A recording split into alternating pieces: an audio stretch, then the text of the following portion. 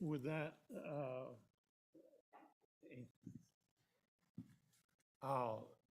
is there any? We have a couple guys joining us via Zoom, but they're here, so. Oh, there's Effie. Okay. With that, call the roll, please. Senator Ellis. Present. Senator Beitman. He's going to have to be excused. Senator Salazar. Senator Rothfuss. Here. Representative Andrew. Here. Representative Brown. Here. Representative Connolly. Here. Representative Harshman. Here. Representative Nyman. Here. Representative Newsom. Here. Representative Obermuller. Here. Representative Summers. Here. Co-Chairman Paxton. Here. Co-Chairman Scott. Here. Mr. Chairman, you have a quorum. Okay. We will be meeting this morning, talking about some of the personnel issues in general and education reform in general. This afternoon, we'll be meeting jointly with joint appropriations on the external cost adjustment. With that, the first item on the agenda is the governor's RIDE, I believe is the acronym, effort. So if you all will come forward and proceed. And introduce yourselves for the record.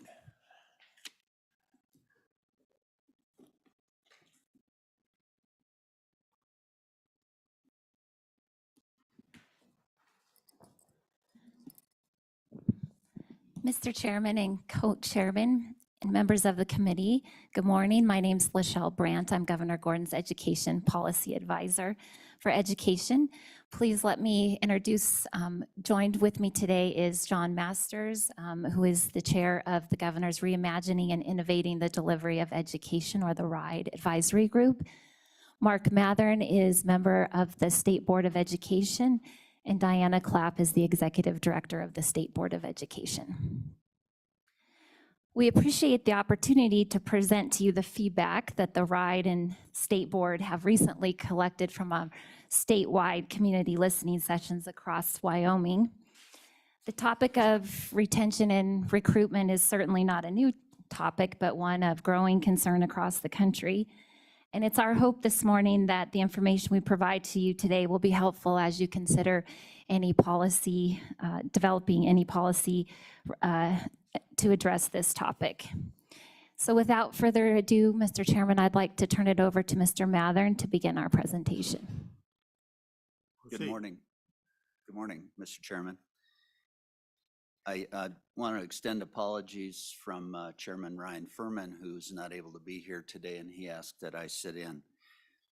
I have been a member of the State Board for 2 years now, and I just want to spend just a minute going over the process that we used for developing the profile of a graduate. And in that process, we were listening to the voices from across Wyoming, which is the slide that you see now. We developed this process in response based upon an Attorney General's opinion that we began to look at and create graduation standards. So we used a multi-phase process, and in that first phase, we sought input from across Wyoming, looking for 3 desired points: outcomes of education, experiences, and barriers that that the citizens of Wyoming see. We asked 2 basic questions: how are we doing preparing graduates? And what does an ideal graduate look like? So the stakeholder input from that first group was used to prepare a draft of the profile of a graduate. And then we went back out again and asked folks to look at the first draft of the profile. And in that process, we surveyed folks. We did vetting sessions with professionals, and we did vetting sessions with members at large and community members. We're now in phase 3, where we're exploring the use of the profile and its application to create graduation standards. Given the many voices that we heard, we're also using that feedback to inform our responsibilities as the state board. And that includes focus on our learning standards, accountability, and assessment. I do want to emphasize that a number of the participants in our feedback sessions were students, and I'll get into some of the details on that later. But I know John wants to talk a little bit about the process that was used to develop RIDE. Good morning, Co-Chairman Scott, Co-Chairman Paxton, members of the committee. As Ms. Brandt said, my name is John Masters. The governor asked me to chair what he has called the Reimagining and Innovating the Delivery of Education Advisory Group. We've met since about June of last year, once or twice a month, sometimes even more frequently than that, trying to first gather information on the scope of our work and come to some conclusion of what it was that we could actually come together about.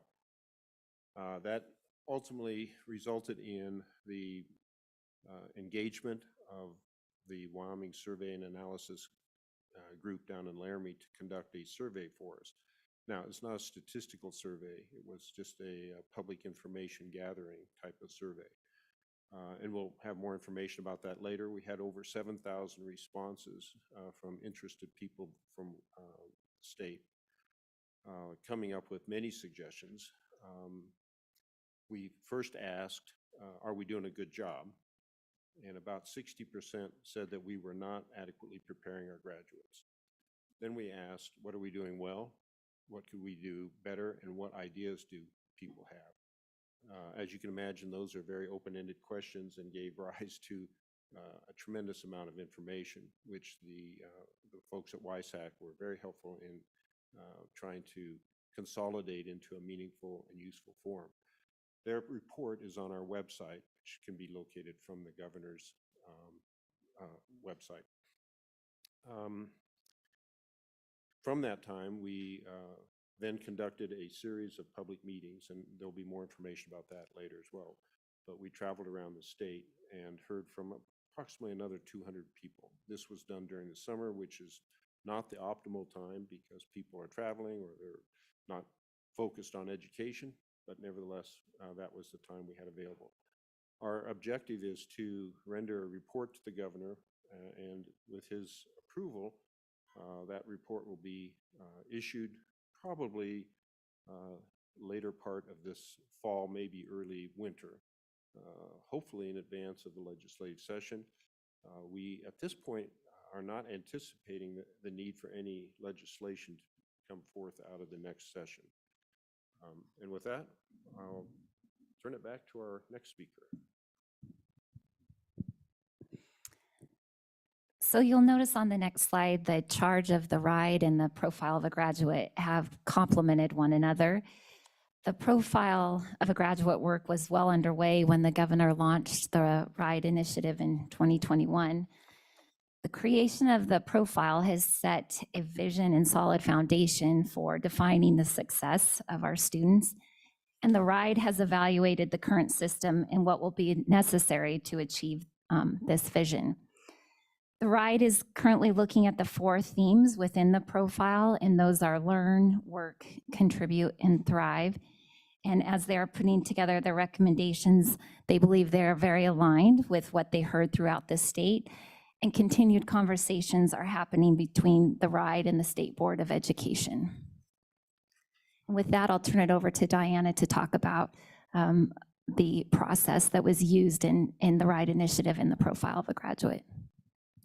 Good morning, Mr. Chairman, Co-Chairman, and members of the committee. Diana Clapp, Coordinator for the State Board of Education.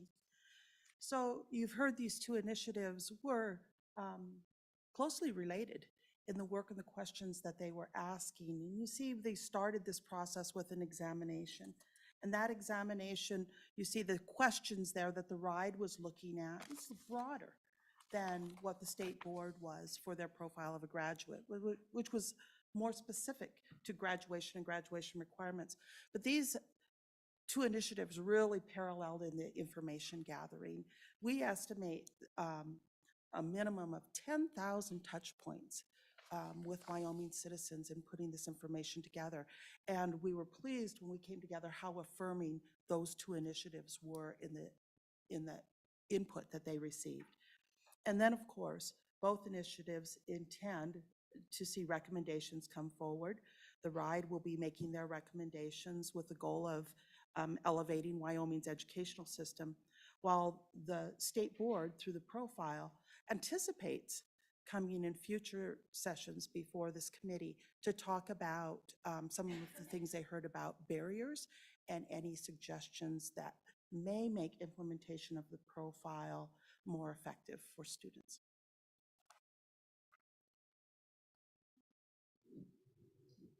Okay.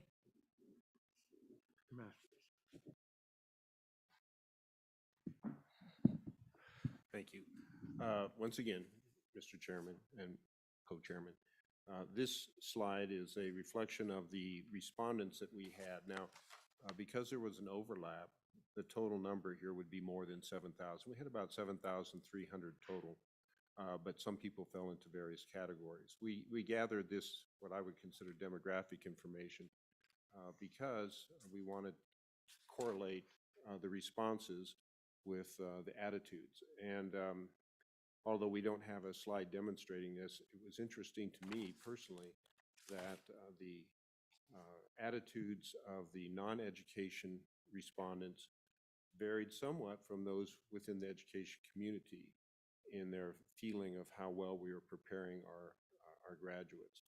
And as you might expect, the education community felt not with a high degree of confidence that we were doing a good job, but the non-education community felt we were not doing a particularly good job. And that disjointedness is of concern, as is obviously the concern that a lot of people feel we're not doing a particularly good job of preparing our graduates. I'll go to the next slide. These are the locations where we conducted our listening session. I will point out that we did not do one at Monita, even though it suggests that we did. That's a little problem, but not a big problem. I attended all of them other than the Rock Springs sessions, and I think we had over 200 participants total. Some were quite small, some were duplicates, because we had, for example, a representative of the counseling group at several of the meetings. And as I mentioned, these were during the summer, so we didn't quite catch as many students as we would have preferred, nor did we perhaps listen or hear from as many parents. But the school administrators and the teaching community generally were very helpful participants. So I think from here, we're going to return to Mark. Thank you. You want to take questions now or wait till you're done? Whichever you prefer. Okay, go ahead, Senator Office. Thank you, Mr. Chairman. John, I do have a couple of questions about kind of the process, and you pointed out early on that it wasn't a scientifically based survey. Has there been much discussion about the fact that you're going to have a clear selection bias in the way that this is proceeding? If you open a forum for people to come and give you feedback, typically human nature is either you have feedback, which means complaints, or you don't show up. And so, I mean, this is a very clear selection bias process.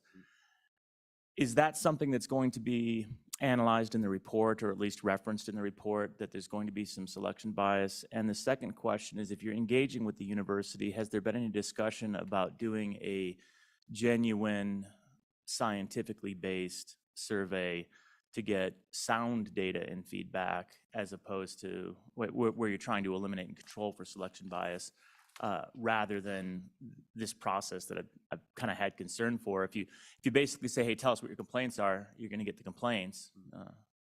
And sure enough. Mr. Chairman, Senator Rothfuss, you're correct. And the WISAC folks, in the preparation of the report, made note that this was not a statistically valid survey. And we didn't intend it to be used in that fashion, and would caution against its use in that fashion, including by us. What we were truly seeking here were what people observed to be the good things, the not so good things, and what could be changed about education. We were really seeking ideas rather than some sort of confirmation. So even though I've suggested that a lot of the respondents seem to be disappointed with the status, you cannot draw that as a conclusion of the state at whole or of any particular population. The concern I have, though, is that is exactly what you presented, right? You show up and you present that what you heard was negative feedback and concerns, and that the majority of the population of parents you surveyed had concerns about the education system. That number was very small in terms of its sample size and selection biased. I don't know what else we would take away. So you start with well, we have a concern that there's a selection bias, but here are the conclusions that we draw from a selection biased set of data. I guess I'm saying, don't give us conclusions that aren't accurate, and what accurate conclusions should we be drawing? Ideas are good, give us ideas. Here are some good ideas that we liked, but presenting as the lead point that folks all around Wyoming were disappointed with the education system, I don't see that. I mean, that's not my firsthand experience when I engage with everybody, but it certainly is my firsthand experience when I come to this room, for example. Folks that show up here tend to tell us the concerns they have, because again, you have a selection bias group, and that's what we expect to hear. How can we be a little more clear, perhaps, in that reporting? Because I see most of what I've read from RIDE so far as being, well, we have to say something, and what we've heard is we don't like the education system in the state of Wyoming. Mr. Chairman, Senator Rothfuss, you are correct, and there is certainly selection bias, and you cannot draw these conclusions. I simply noted that of the people that responded, obviously those people have a strong interest in responding. They took the time to do so. What we were really seeking were their ideas, and that their ideas will be reflected in our report. The ideas are, in our view at least, intended to be how can we improve education, not to say that education is bad.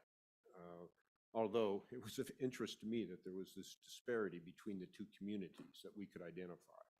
That one set of respondents felt a little bit more negative about it, and the other felt a little more positive about it. And that's of concern to me too, and it may reflect, in fact, on a general attitude of the state, or at least the stakeholders, towards one another.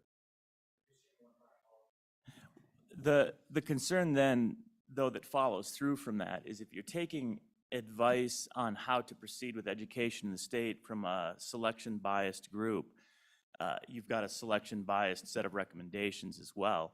And I hope that's made clear in the report, because it does not necessarily mean it is the group that provides the best feedback for what is best for education in the state of Wyoming. It is a group that clearly has concerns that do not necessarily represent the entirety of the state. So I hope that's clear from the report. Chairman, if I may, very quickly. So I don't want to overemphasize the importance of this.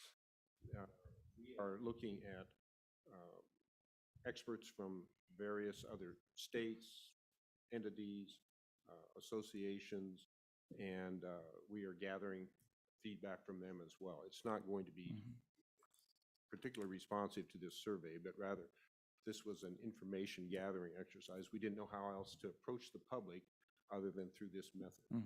And again, the people who were interested sat down, and some of them, I'm sure, took an hour to respond, which shows their passion about it, and which I think we have to respect. Thank you, Mr. Chairman. Thank you.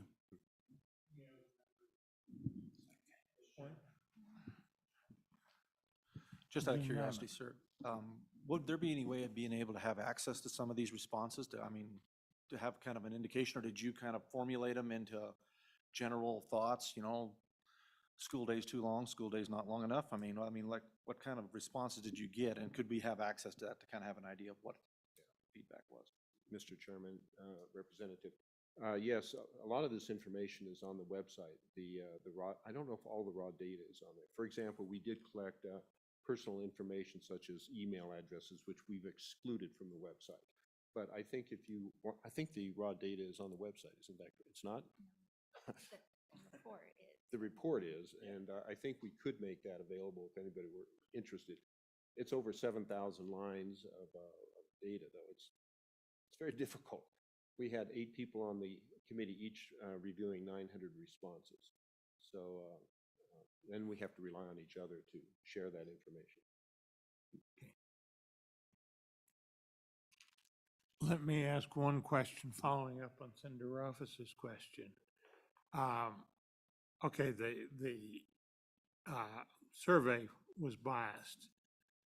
Do you have any quantitative measures of performance that you look to, measuring how successful the schools are or not? Mr. Chairman, if I might respond to that. So I guess I just want to be clear that when the governor launched this initiative, it was really about, on the heels of a legislative session, very focused on funding. And he was hoping that at that time to shift the conversation to really thinking about, also concerned about the growth of Wyoming and how do we attract families here and retain the families that we have. And so really this was about hearing from those in communities about what they would like delivered from the education system and what the system needed to provide. The governor recognizes that the system currently has many, many strengths, and I don't want the conversation about this survey to be overshadowed because we really started with asking individuals what are the strengths of the current system, which there were many pointed out to us, followed by then what are the opportunities for growth from the system, and then what are your ideas in order to move our system beyond where it is to make it a national leader and to attract families to Wyoming. So that was really the intent. And I guess, a little concerned that the conversations shifted to be pointing out that we're not satisfied. The question that was asked is, are we preparing our graduates for the future? The answer to that was no, but that doesn't mean that there's not many, many strengths within the current system. So how then do we prepare our students for the future? Part of that is the work of the State Board of Education, and part of it is some other ideas that, if we can go to the next slide, I will share with you. There were 6 main themes that emerged in the data. Those were competency-based learning, pathways, teacher preparation, retention, recruitment, focus on early years, mental health support, and strengthening parent engagement. And I won't go into each one of those, but certainly to Representative Nyman's question, if you would like more information on those recommendations and what individuals said within those community sessions, we'd be certainly happy to provide that information to you. For the purposes of today's presentation, we were really wanting to focus on 3 areas, and that was the teacher preparation, focus on early years, and mental health support. Mental health support was the #1 concern from educators and students throughout the state, and that was the area that they really felt that could use more support in order to strengthen our current system. Teachers are finding it very, very challenging right now to teach under the circumstances that they're faced with within their classrooms without the proper skill to really address the needs of all students. And with that, I'll turn it over to John to talk about more specifically the category of teacher preparation. So both in the non-statistically valid survey and the listening sessions, we heard of teacher concerns because we did have quite a few educators there regarding the attitudes in the classroom, and from the administrators on the difficulty they were experiencing in retaining as well as recruiting teachers.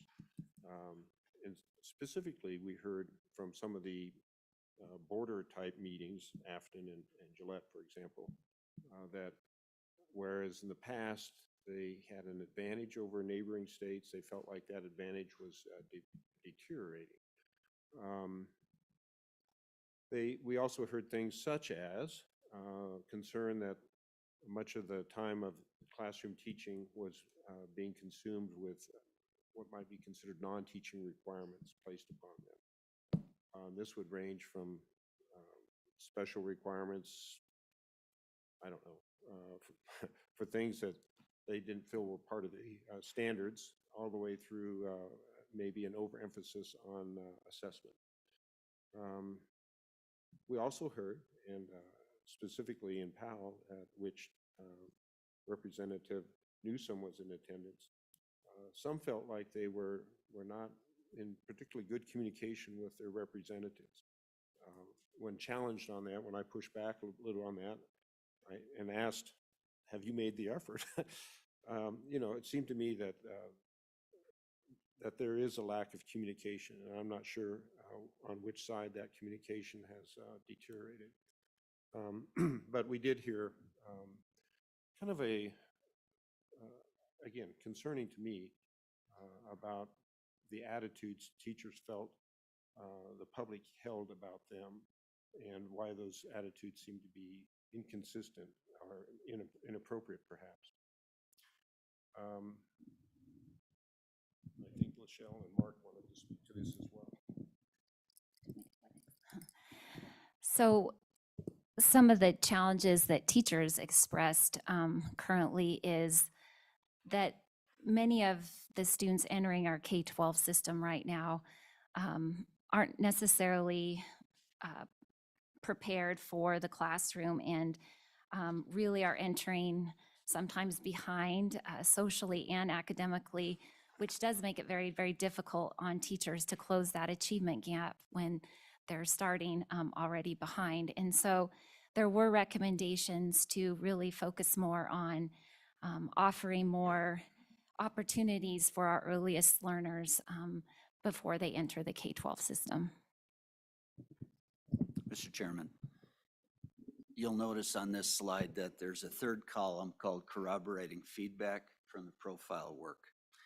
And what we did is we looked at the profile of a graduate data that we gleaned from the 900 folks we spoke with, and to see if there's any consistency between the two types of feedback.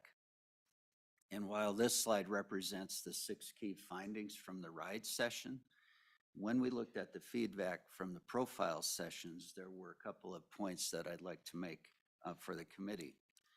At your JEIC meeting in September, the committee heard about the efforts of the state board to engage in related content load of the standards, in establishing graduation standards, and addressing the barriers to meeting the vision of the profile of a graduate.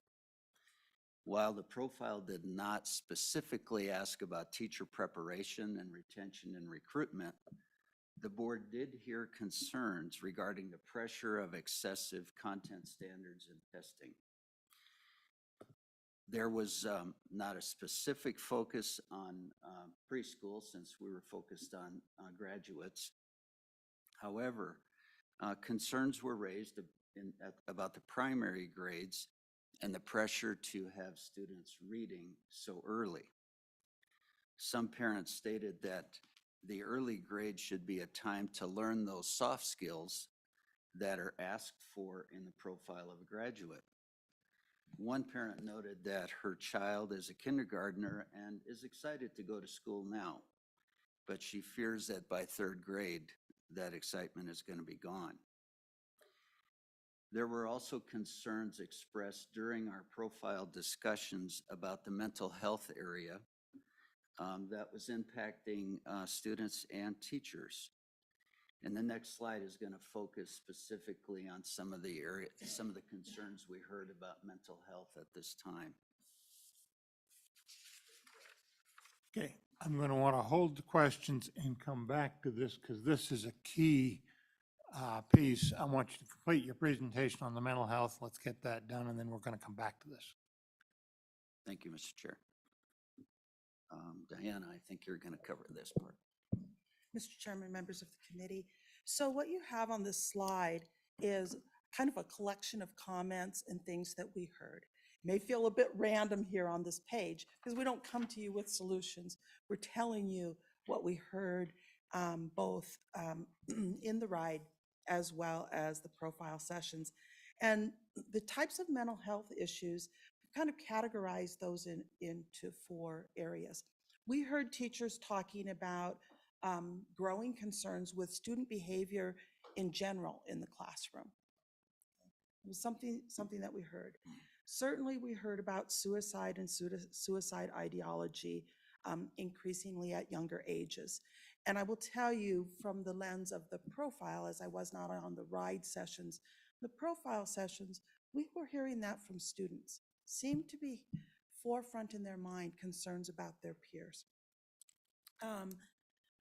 Certainly, we heard about the impacts of social interactions and social media influences, particularly when it comes to students' preparation for life after high school and for the workplace. And then with COVID, there were concerns brought up about bereavement issues with children who have lost family members or have friends who have lost parents or grandparents. Then we put together, again, some of these various comments that we heard about issues with the supports. And I can tell you, we heard that the use of personnel and the availability of properly trained personnel was a concern on districts' minds. For instance, when there isn't an availability of school counselors, often they look to school social workers. And yet we know that those individuals are trained for very specific needs. So we heard, and we had one session just with school counselors. And there was talk about them being able to do the work that they're trained to do, okay? Both for career counseling and social emotional counseling. Sometimes the expectation ran to a level of therapeutic intervention that maybe they didn't feel completely comfortable with, but the need was so high and there wasn't availability of that in their communities or close by for those students. We also heard from the school counselors about the time that's being taken from their time to serve students managing particularly the state assessment. Scheduling assessments, getting students through assessments, and that type of work. They classified it, I believe the term they used was more like executive secretarial type work that's been assigned to them when it comes to administering tests. I won't go through the full list for you, but you see there some of the comments and concerns that were raised. And just, if you'll go to the next slide, Diana. The state board also took several opportunities to visit with students across the state who did actual presentations via Zoom with the state board. We also talked to the 2021 and 2022 Teachers of the Year, Brittany Montgomery and Alexis Barney. And you have on this slide just some of the quotations that we captured from them. And I won't read them to you, but I do want to point out just a couple of things. In the quotes, there are references to mental health issues in each of them. You see the words counseling support, grief, loss, exhaustion. I don't know how much of that is connected to the fact that we're coming out of a COVID pandemic or the complication of the system itself. I don't know. But these were just some phrases that we heard from, recognized people here in the state of Wyoming. So I just bring those to you, and I know, Mr. Chairman, we're going to go back and have more conversation, but I think we just have one last slide in light of this, and Lachelle just maybe wants to give a plug for that. Mr. Chairman, I just, as our presentation concludes, want to remind the committee that the Governor's Mental Health Summit is tomorrow beginning at 7 a.m. and we would invite all of you to participate. I know that even if you aren't currently registered, they do have a seat for you if you're interested in attending. So just please let me know if I can help assist with that. And with that, Mr. Chairman, we can conclude with your questions. Okay, we'll go back, and I know there was a question relating to that earlier chart, Representative Knapp. Thank you, Mr. Chairman. Just curiosity, when you were discussing some of the issues potentially with children not being ready for kindergarten, did you have any kind of a breakdown that said that these kids did or didn't participate in pre-K education, CDCs or anything like that? Was there any kind of a determination who did or didn't participate in these and have that effect? Or Mr. Chairman, Representative Nyman, so I think what's really occurred recently is with COVID and many of the preschools closed, many of them weren't able to access those programs. And so, yeah, I definitely think that that has increased the need and the gap for for them to have more experiences early on, but certainly that has played a role in those learners.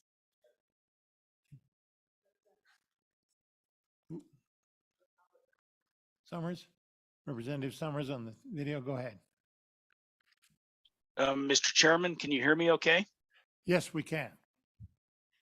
Thank you, Mr. Chairman. So I guess my is not really a question so much as a comment on the mental health piece.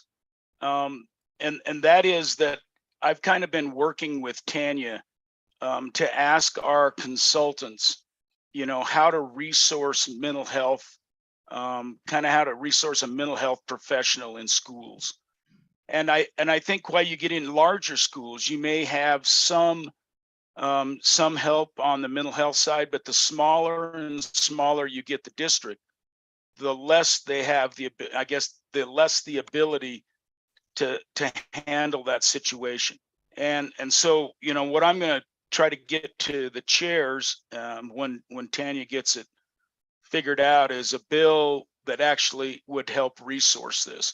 It may not be at the full resource level, but I think it's something we can no longer ignore.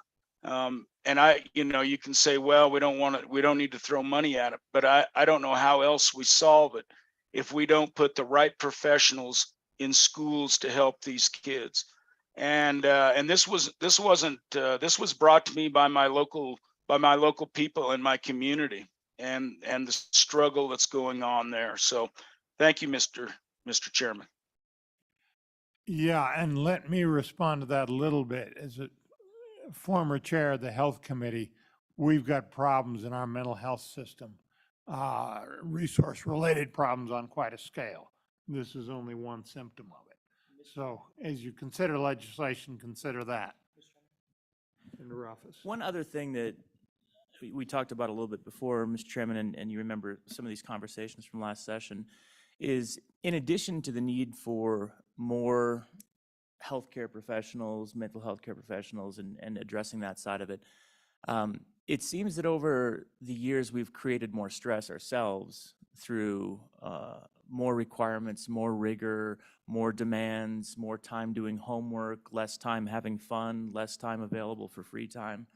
So we're creating, I think, and have created a substantial portion of the mental health crisis that we're now trying to hire additional people to cure, when perhaps one of the things we could do is analyze that side of it and recognize that maybe everyone doesn't need 4 hours of homework each night in high school, and maybe a couple of extra hours of playtime during the day for K-3 is going to lead to happier students that then have less mental health concerns that we then have to have those experts deal with. And so I think there's two sides to this that we have to focus on, and same thing really with our teachers and their mental health.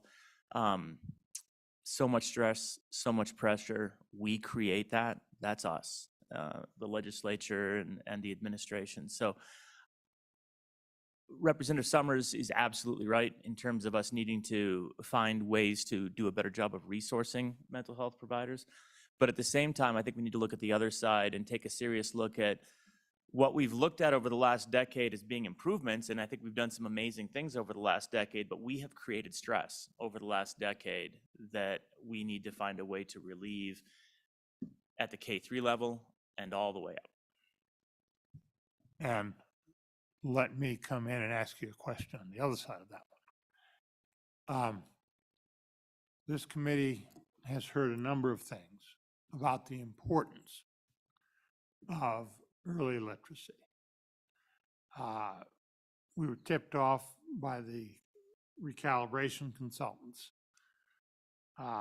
who focused on the performance in learning how to read in the early grades, and essentially said that the kids who were testing proficient and advanced were going to be fine in our modern economy, but the ones that were testing below that, the basic and below basic on our YTOP test, were not being adequately prepared and would not be adequately prepared.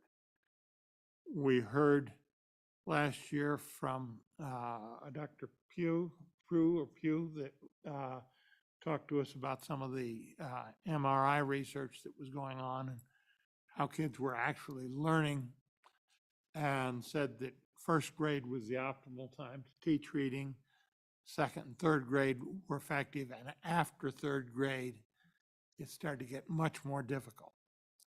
And I see you've got in your recommendations too much pressure and focus on learning how to read in the early grades. I'm going to suggest to you three things. First, it's a truism of management. If you're going to manage it, you've got to be able to measure it. And that does create pressure when you measure things. And there's a good reason for that. You know, we're all human, and we'll take the easy way out if there isn't pressure saying that isn't good enough. And we've had too much of that. Second, what we were hearing, what we're seeing when we look at the performance of the districts is there is a vast difference among the several districts. We've got districts that are putting 28%, 30%, and I can give you their names specifically, of the kids into those proficient and advanced groups. We've got districts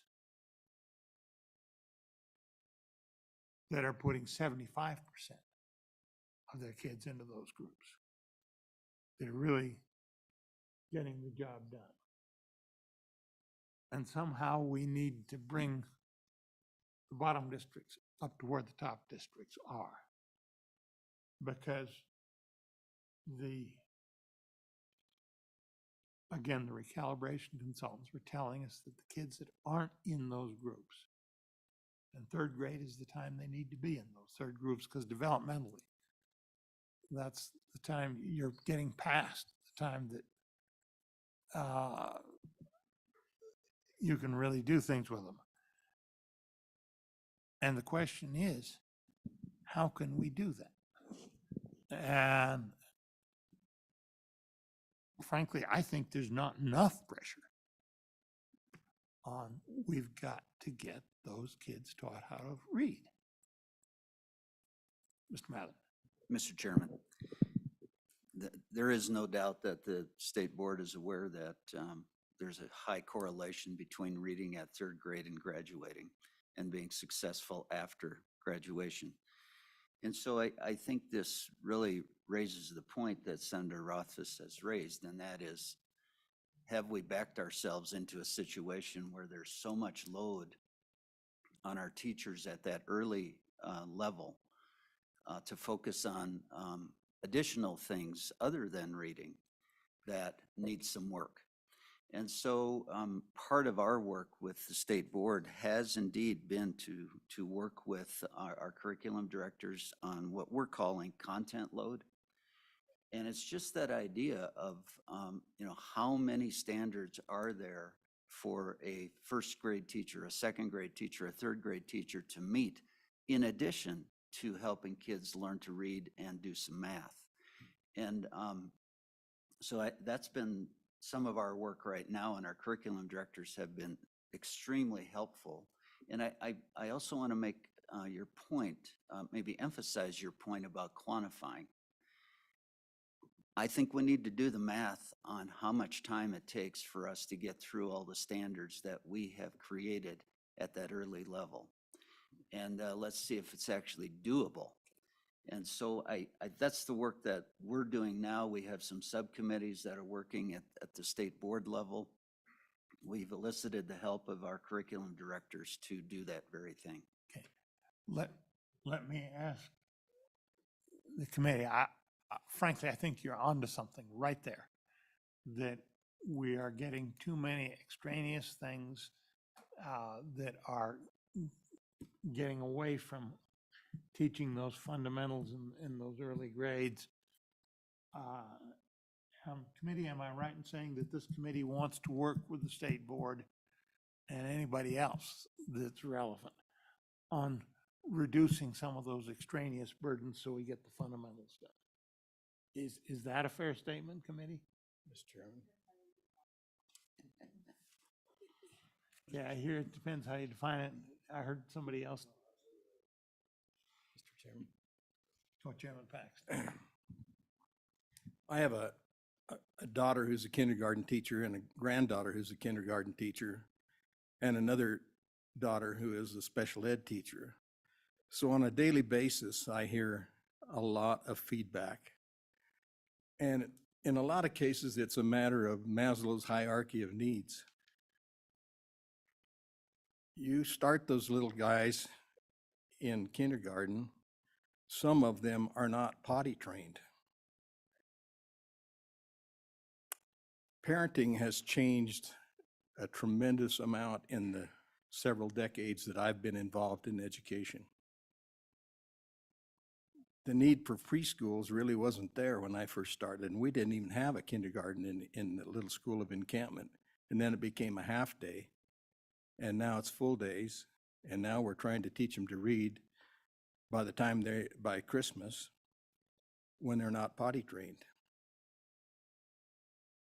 So, it was talked about the preschools. The preschools have become increasingly important in the whole educational process now. But there's a lot of difference in the quality of preschools. There really are no requirements, no basis that they start with. And so the areas that are fortunate enough to have a really, really good preschool that does both the developmental and the academic side of things makes it much easier on those kindergarten teachers when they start. And so, are we putting too much pressure on those kindergarten teachers when we're trying to get them to teach by Christmas time, teach them kids how to read by Christmas time? And you'll notice the number of retentions in kindergarten is huge. And the numbers of kindergarten kids that the kindergarten teachers recommend be retained, and the parents don't want them to be retained. And that's another issue. If those kids don't get that extra year, then it makes it that much more difficult when they go on to first, second grade, and that's where we lose a lot of kids. Some of the schools have been creative enough to kind of create a situation where the kids that are not developmentally ready for kindergarten, they give another name to kindergarten, and in a way they provide 2 years of kindergarten. And that's an extremely important tool in a lot of places where they do that. And I think you would find that that's one of the schools that are high performing schools. So, it's in these little schools where you really don't have that opportunity to have kindergarten for 2 years, the only real answer is to retain them. And if the parents don't want to retain them, what do you do?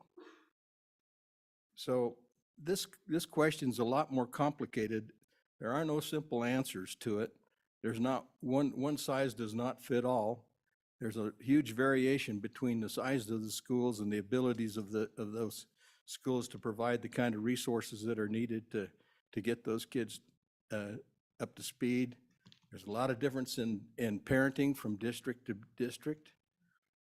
there's not much we can do about the kids that are not potty trained when they come to school, but it's really hard to teach them how to read when they're not potty trained. Okay. Committee, I'm going to take some more questions, but we're going to have to be a little bit rigid today about schedule because we do have a hard deadline. We have to be ready to meet with joint appropriations at 1. So Representative Conley and then Representative Harshman. Briefly. Thank you, Mr. Chair. And even though my comments are pretty much the same as the good Chairman Paxton's, I felt it important enough to say them again. And I am curious about the committee's discussion about high-quality pre-K and universal pre-K. And in particular, because we all know on this committee that the Campbell decision said that our obligation is K through 12. It's not pre-K. It's right in the Campbell decisions. However, I would hope that RIDE would go outside of what we know is our minimum obligation. And so I am curious if you've had that discussion in order to move us forward, because really that is something that we know on this committee and would help us moving forward. Mr. Chairman, Representative Conley, to your question, yes, they have discussed as one of those 6 emerging themes. A little bit hesitant to step into it as you suggest, because does it, is it's outside of K-12? Is it something they should be getting involved in? But we do know that a child's brain is 90% developed by the time that they enter kindergarten. So how critical that is to the success of our students in K-12. So we have had discussions and continue to have discussions about recommendations, and also recognizing that the governor has a preschool development federal grant that we've had for 3 years. So there's a lot of work currently happening with the grant, and whether that's enough or not is the question. But we certainly are looking at recommendations and thinking about how we can strengthen that part of our education system. And Mr. Chairman, if I could just respond to a couple of the comments made. Representative Summers' comments and Senator Raff's comments about mental health in school districts. I do want to recognize that the RIDE did have the opportunity in communities to go and visit and look at some amazing things that school districts are actually doing to address mental health, as far as partnerships in communities between hospitals and school districts and clinics in school districts, some new efforts with programs to address mental health in school districts. So I also know that the Department of Education is working on a framework to help school districts, and I don't want to speak for them, but they also have, I think, a lot to offer as far as what they are doing in this space. And I think it's also important to recognize when we're talking about our earliest learners looking at growth versus proficiency. And we do find that our school districts and teachers, and they're doing a great job actually growing our students in K-12. So to Representative Conley's point, I think thinking about how to help these earliest learners before they enter the system is a part of the equation that is certainly important to consider. And in speaking to school districts that are high performing at the moment, I will tell you that what we found is parent engagement. They've hired individuals to be parent liaisons in school districts, which I think has had a big effect on their success. And also they are thinking about those earliest years, and they have oftentimes early childhood liaisons or programs to give them that jump start. So with that, Mr. Chairman, I think we are finished unless you have other remarks. Okay, I think we have one more question. Representative Harsh.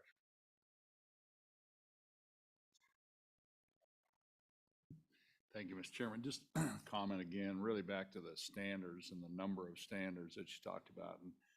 And like kindergarten, English language arts, I was just looking on the department website, and the extended standards went from 53 different kindergarten standards that the teacher is supposed to look at, teach, and assess. And then now that's grown to 75 over the last 6 years. The new ones come out in 2022. So that's just kindergarten English language arts. That doesn't count, science and math that are also no standards. So, and then the other part, I just want to say 75 standards? 75 extended performance pieces of the content standards, English language arts.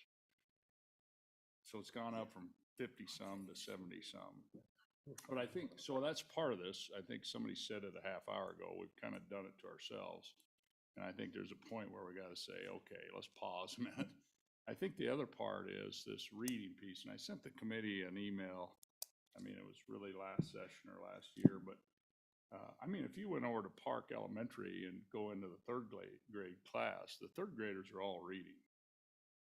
And so there's this thing out there. I was listening to a candidate for superintendent of public education said, well, a third of the third graders can't read, or half the third graders can't read. And that is not true. And so if you go over to any elementary school in the state and actually ask the third grade teacher, I'd like to listen to every kid read.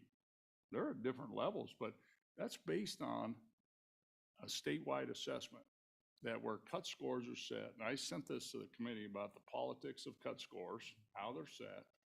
And so I think go talk to your local teachers in your local elementary school. Kids are doing amazing stuff. And, but to say that half the kids or a third of the kids aren't reading, it's just not accurate. And I think we've kind of created this narrative as part of this pressure thing too. And I think most of it's not right. I mean, and so just actually, I encourage the committee to do that. Maybe that could be part of a meeting. We take a little field trip and do that. But I think we got to back off on these and it's not just kindergarten, it's all through the whole system. Go to high school science or math or any of it. It's just out of control. So I think we could run a nice short little one-page bill putting a number limit on all those, like 10, 5. It'd be a simple thing. And so thank you, Mr. Chairman. Okay, I understand that Representative Brown had a question. Yeah, thank you, Mr. Chairman. This is really kind of for anybody on the panel right now, but my main question is we focused a lot squarely on the students' mental health being. What was the discussion centered and surrounding teachers' mental health and well-being? As we've just heard, multiple different times, we've heard the discussion has changed from teachers are being asked to do so much more and so much different ways of teaching now. Especially in these smaller communities, I do worry about the mental health of our teaching professionals and what that's looked like. So if you can give me a little bit of background on that, I'd appreciate that. Okay. Mr. Chairman, Representative Brown, we did hear a similar message as we did for students that teachers are struggling with mental health. And in fact, some of them that attended some of the community sessions had actually left the profession because of that. So that is certainly a concern as well that we did hear pretty broadly across the state. Okay.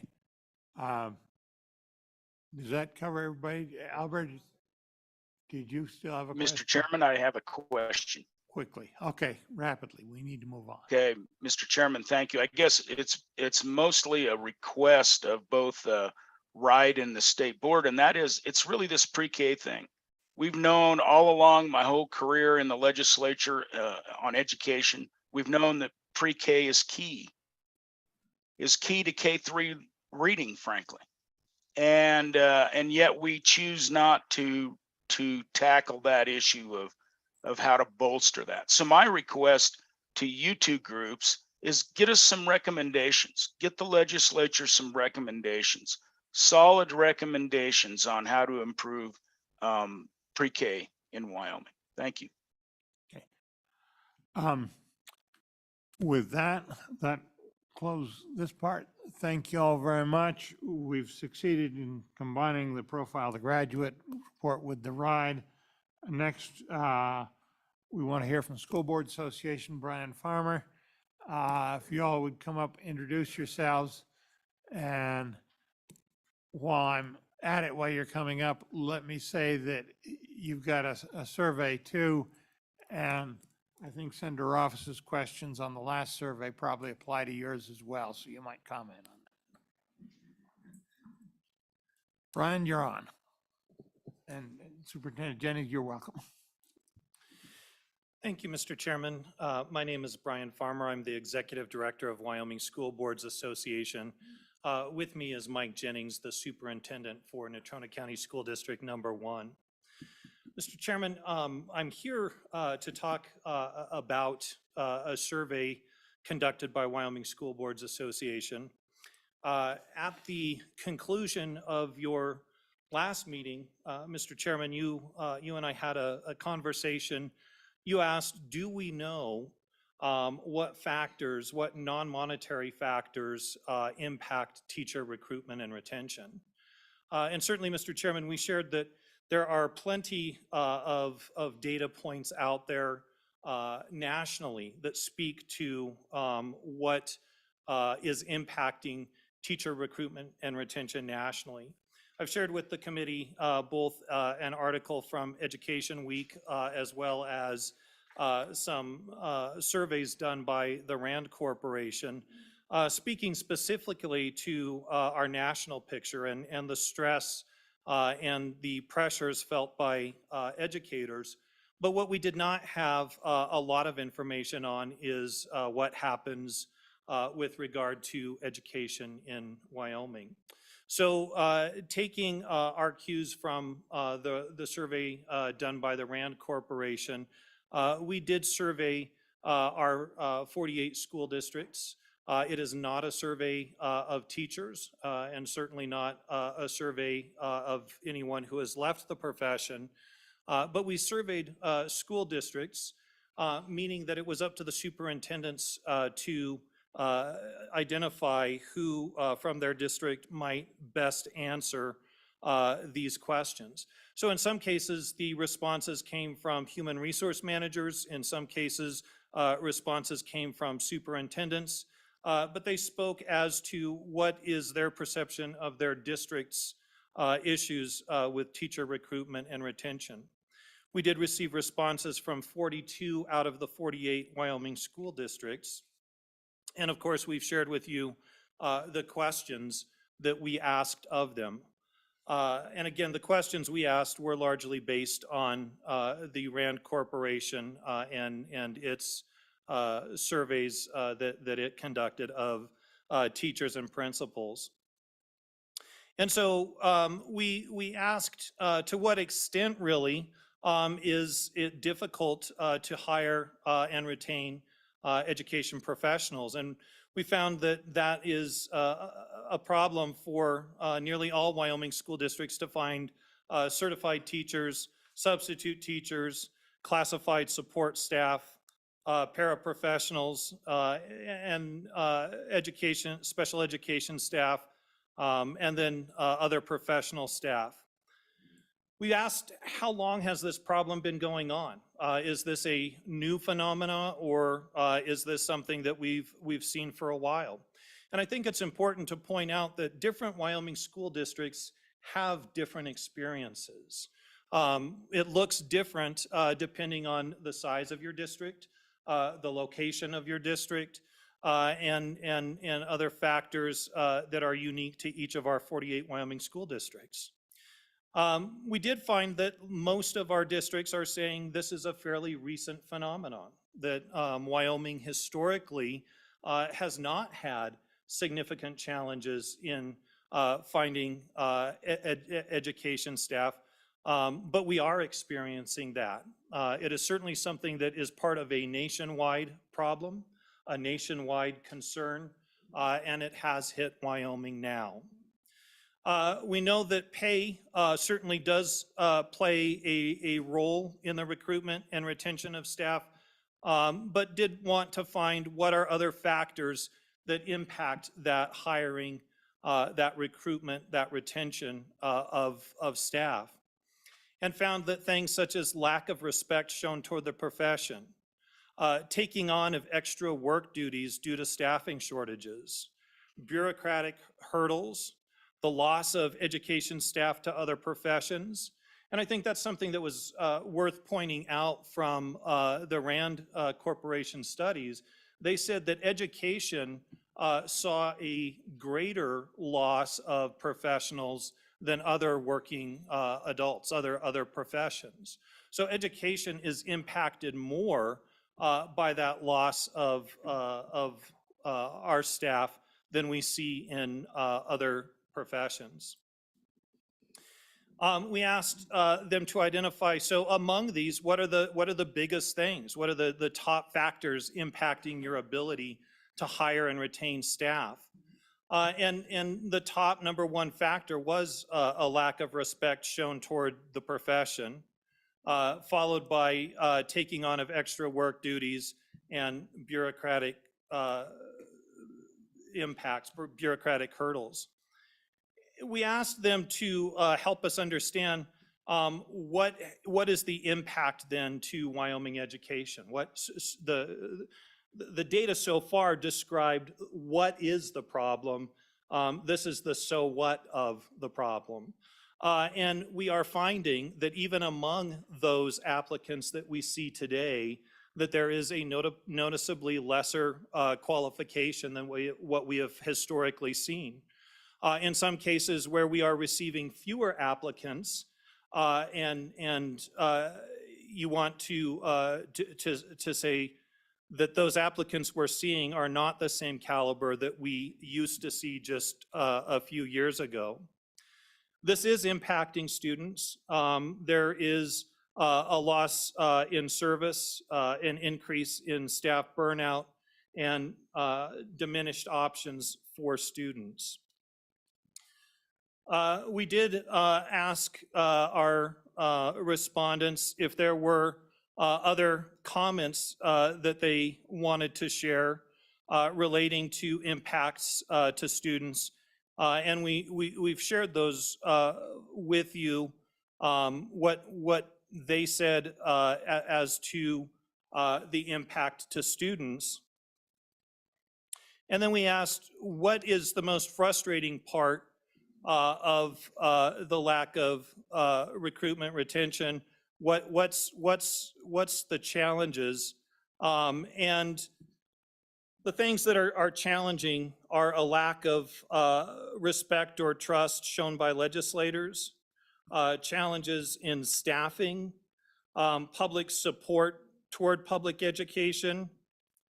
It is worth noting that housing is an issue, a challenge. This is particularly true for Teton County, but it can happen in many Wyoming places.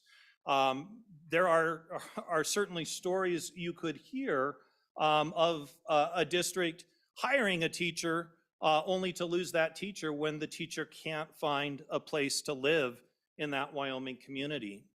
And so housing is a challenge worth noting.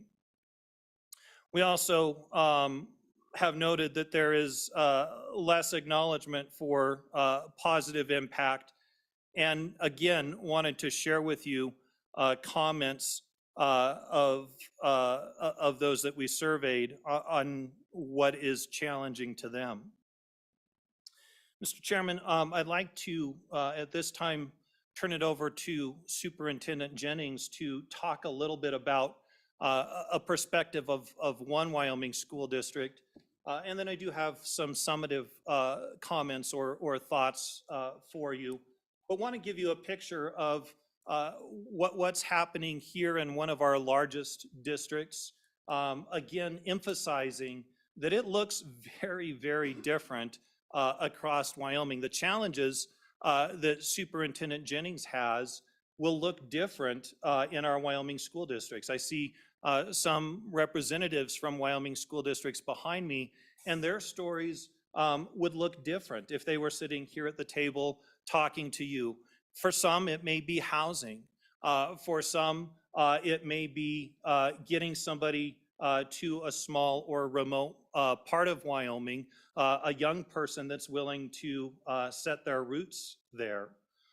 For others, it's challenges in certain areas. But I'd like to offer Superintendent Jennings the opportunity to talk about his experiences here in Casper. Co-Chair Scott, Thanks. Co-Chair Paxton, Committee, thank you for the opportunity to come and speak. I fully support the information that Mr. Farmer gave, but really wanted to talk uniquely to Natrona County. Of my 30 years in Natrona, and it's hard to believe it's been that long, it's more challenging today to hire than it's ever been. We're facing shortages in areas that we normally don't see. For example, we have what we call hard to fill positions. The hard to fill positions here in Natrona, and I want to preface this that we actively recruit. We go across the country, the region, looking for candidates in our hard to fill areas. Many of these areas were hard to fill long before COVID. And there's probably a variety of reasons of why that is. School psychologists, for example, we currently have 4 openings. We have 14 school psychologists in Natrona. We have 4 openings. That's been over 4 or 5 years. We've had that many psychologist positions to fill. Speech language pathologist position is a difficult area to fill, as well as special ed teachers in general, whether it's deaf and hard of hearing, visual, or just special education. So we've worked diligently in those areas for signing bonuses. The most common one we hear is pay. Our neighboring states have caught up with us. A draw to Wyoming back when I first started was salaries when we looked across the country to find a location. Bus drivers is another one. That's a very unique one, and that's been hard to fill for quite a while. It's impacting the overall system. Today, Natrona County is down about 15 bus drivers. When you think of that, we employ approximately 120 bus drivers overall. And so primarily looking at routes, getting kids to and from school, that's our primary purpose, followed by Wyoming high school activities and then field trips. So bus drivers is another area that we're constantly hiring. There's a lot of turnover. We hire them, we get them trained, and it turns over because they obtain their CDL license and they can go into industry and make more than they can within the school districts. Relatively recent difficult area is ESPs, educational support personnel, teaching assistants. We are really struggling to hiring teaching assistants in Natrona. Last we looked, we had approximately 35 openings in our district. So those are just some local examples of areas that are hard to fill. When we look at it, and Mr. Farmer did a very nice job of going through the why part of it, but we look at it and the why outside of the pay goes into some of the other areas, such as recently with the ESPs, what I'm looking at is we are using ESSER funds. Remember, the ESSER funds expire in 2024. We have added positions to directly serve children with ESSER funds, certified and classified. So one I didn't mention was substitute teachers. Our substitute teacher pool number actually is very high. It's as high as it's been. But again, people choose to work as a substitute or choose not to, and it's been difficult getting subs. So it puts pressure on staff, and you've heard about that. So when I'm not only covering my classes and I'm having to cover another class, it causes additional work and stress. We've hired, using ESSER funds, SOTAs. So we have 26 SOTAs, subs on daily assignment, benefited position, and we give one to each school, and we're filling those positions. That's also competing with the pool of ESPs that we have. In addition to that, we've hired somewhere in the neighborhood of 24 behavioral support personnel. That's to support the school in behaviors. Classified positions, they work directly with our teaching staff, administrative staff, and counseling staff. But again, those are going into the pools a little bit, I would think, for the ESPs that we do have. And for the certified, the issue that we're seeing is just surely the number of graduates coming out in those hard to fill areas. Either there aren't local programs around school psychologists, or just the sheer volume of undergraduates going in is really causing issues, whether it's SLP, special education teachers, deaf of hard of hearing teachers, visually impaired teachers. And across the district, the pools that we once had, so when I was hired 30 years ago, very, very deep pools, 15 to 20 candidates would apply for a science position. Today, we're really scrambling and working hard and hiring teachers on emergency authorization permits to have them gain the certification while they're in the classroom. So that's just one example of a local district in Natrona County to say what we're looking at and what we're seeing. But again, we're working very hard to fill the positions that we do have with high quality staff. Mr. Chairman, um, one place, if you want to see sort of a scope of the problem, Wyoming School Boards Association offers a service to our members that if they want to post jobs, we have sort of a statewide job board. Our website is wsba-wy.org, and then the vacancies page /vacancies.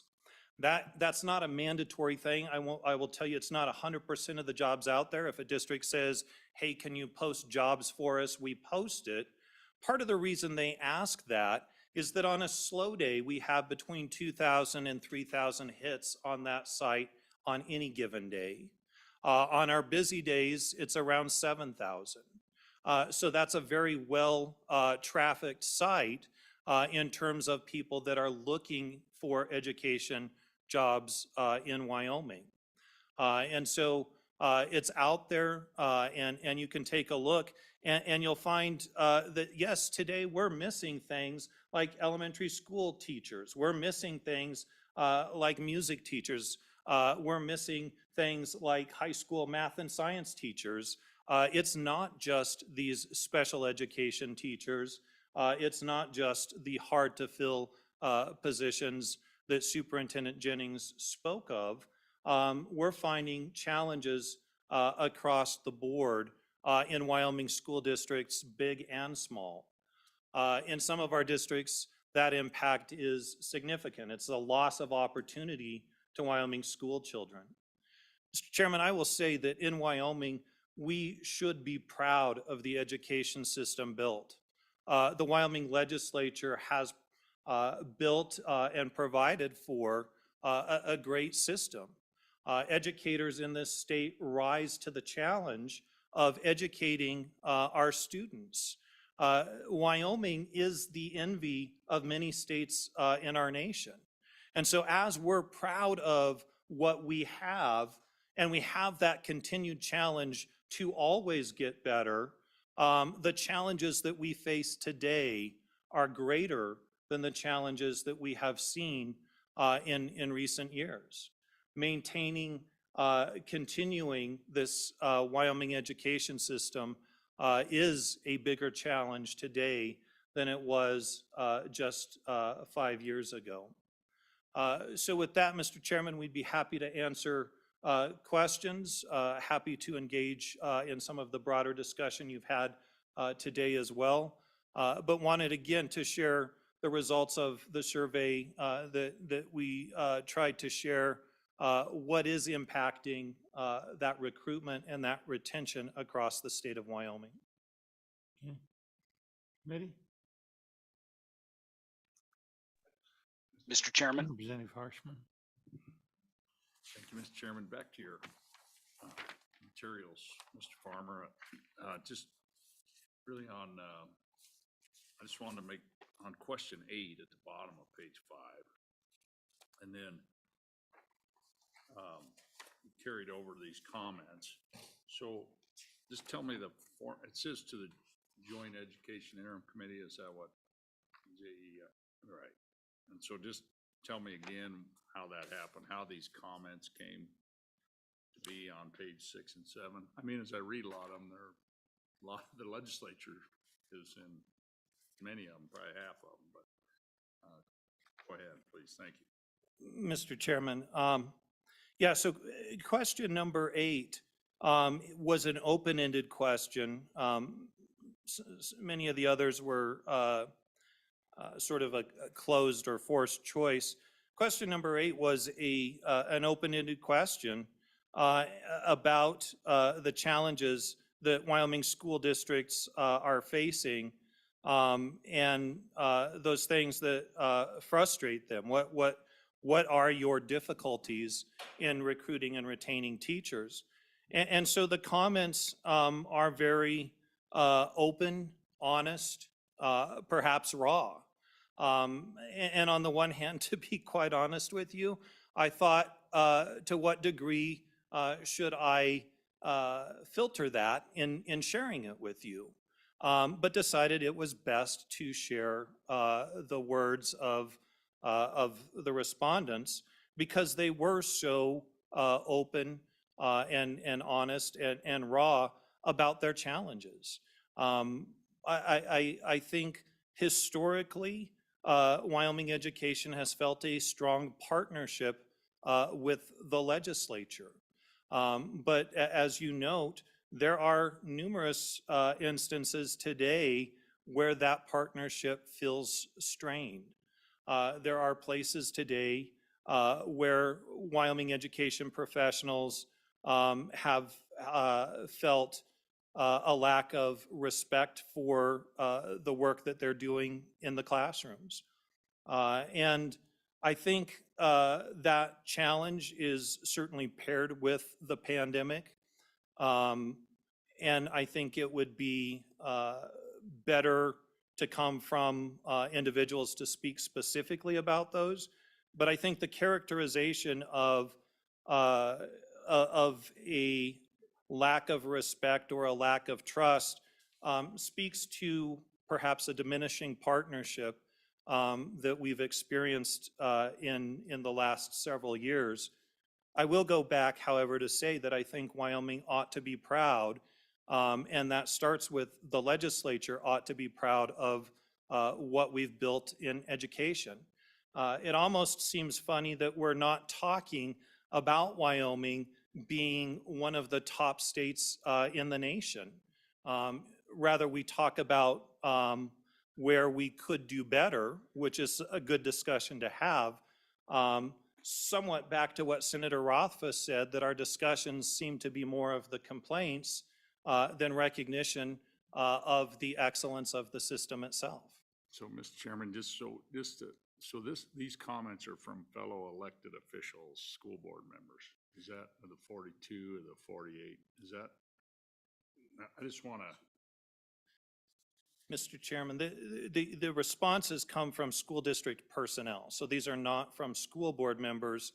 It is either a superintendent or the designee of a superintendent from the school system itself, based off of their perception of hiring staff. Yeah, okay, very good. I appreciate it. Thank you. Okay. Albert. Okay, Representative Summers. Mr. Chairman, thank you. And Brian, thank you for that presentation. My question is, and just give me your gut. I would assume that recruitment is a bigger issue than retention. Just that's my first question. And then on the recruitment side, if you had to choose one thing that you think could help recruitment the most, what would that be? And I mean, this is me now asking you because you can't go back out and poll that. So I'll put you on the hot seat. Mr. Chairman, to speak to the first question, I would say the answer is it depends as to whether or not one would say that recruitment or retention is more the challenge. I know I've had recent discussions with Teton County about the challenges of retention and specifically speaking to costs of living and increased costs of living in that community and really surrounding areas. That you look at the dollars put into investing in a new teacher. When you look at the dollars to train a new teacher, you're talking tens of thousands of dollars that the school district will invest in this person who already has a teaching degree and perhaps teaching experience. And now it becomes a challenge for that district to question, how do we keep investing so much in these people in our district? So for them, the retention issue may mean that they spend less on initial contract teachers because they know that that is going to turn over. In other places in our state, we've heard about increased feelings of desire to leave the profession. And so as that is a challenge to retention, we are dealing with teachers who are experiencing greater behavioral issues in the classroom than what they've ever seen before. The largest growing percentage of our special education population are students with behavioral issues. And so as those students become a challenge and as teachers are thinking about managing classrooms, those retention challenges can be significant for any specific community. So I think both retention and recruitment are difficult. We certainly do hope to keep those that we have hired and those that we have invested in Wyoming classrooms. And the second part of the question, if you'll remind me. Oh, Mr. Chairman, the question was, what's one single solution that you would have for either recruitment or retention? So if you're going to make it an equal, so give us one solution. You know, I mean, there's a bucket of solutions, but pick a couple of the top ones. This is. So thank you, Mr. Chairman. I would say that the top one is, as Superintendent Jennings alluded to, is salary, is pay. That having adequate salaries does help with both recruitment and retention. Historically, we've seen that. That brings people to Wyoming when we stay ahead of our surrounding market. In the absence of increased pay, I think having mental health supports for our education staff are things that we need to look at. From the school district side, that means policies and ways of sharing decision-making with education professionals. So what is our policy on paid leave? Do we allow for mental health days, for example? Are vacation and sick leave sort of combined? Those are policy decisions that a school district can examine. But I think looking at other mental health supports that the legislature might be able to assist with. Employee assistance programs certainly are possible solutions. Senator Scott spoke to the lack of mental health care in Wyoming in general. I will just say that there are places in Wyoming where the school district is the mental health service in that community. And so that community has little resource outside of the school district itself. That staff serves students, not staff. If there was an ability to also serve staff, that may be beneficial to our staff. Senator Office, then we're going to have to move on pretty quick. Thank you, Mr. Chairman.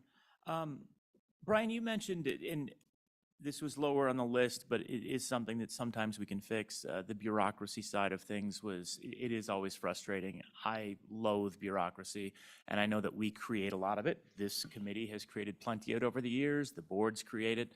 I would love, and I won't put you on the spot necessarily now, but I would love it if you would come back to us with a top 5 pointless bureaucracy legislative fixes that we could do that would generally improve things in the state, because again, if people are spending their time when they should be in classrooms or working with actual education and they're just dotting I's and crossing T's and wasting time and frustration, I hope we can fix that at least.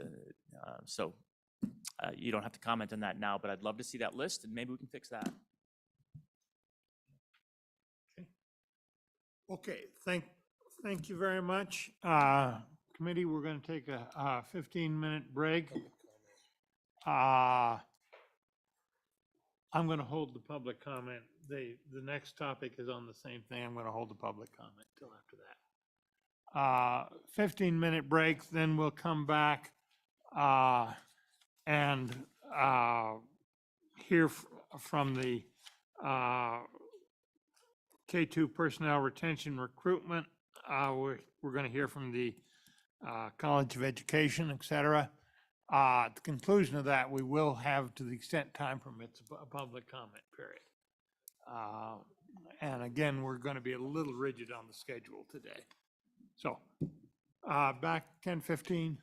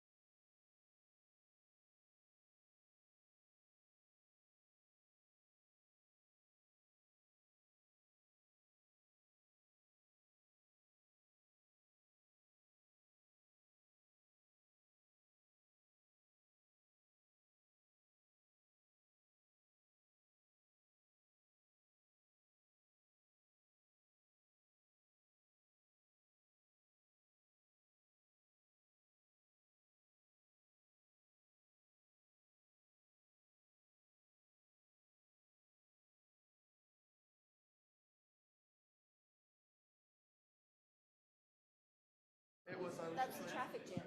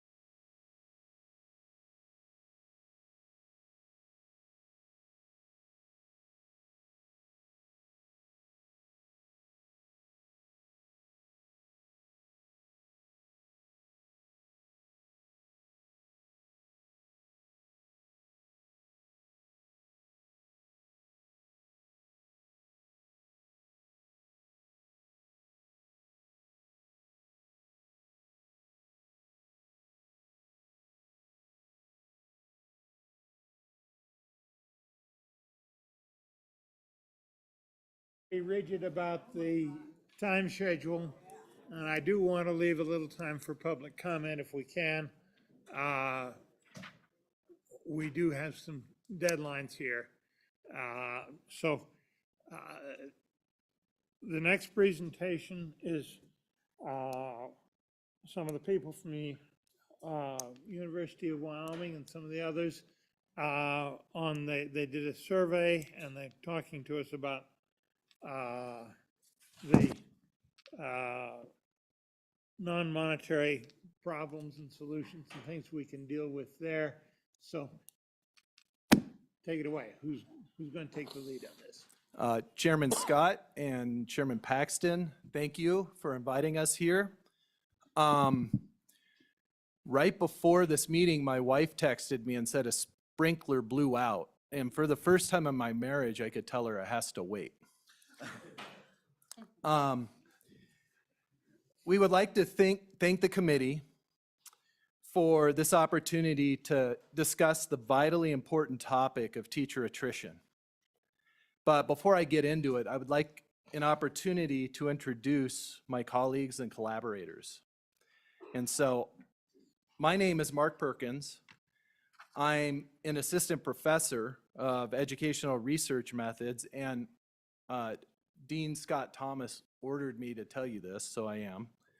I've recently been appointed Assistant Dean of Assessment, Data, and Accreditation at the University of Wyoming College of Education.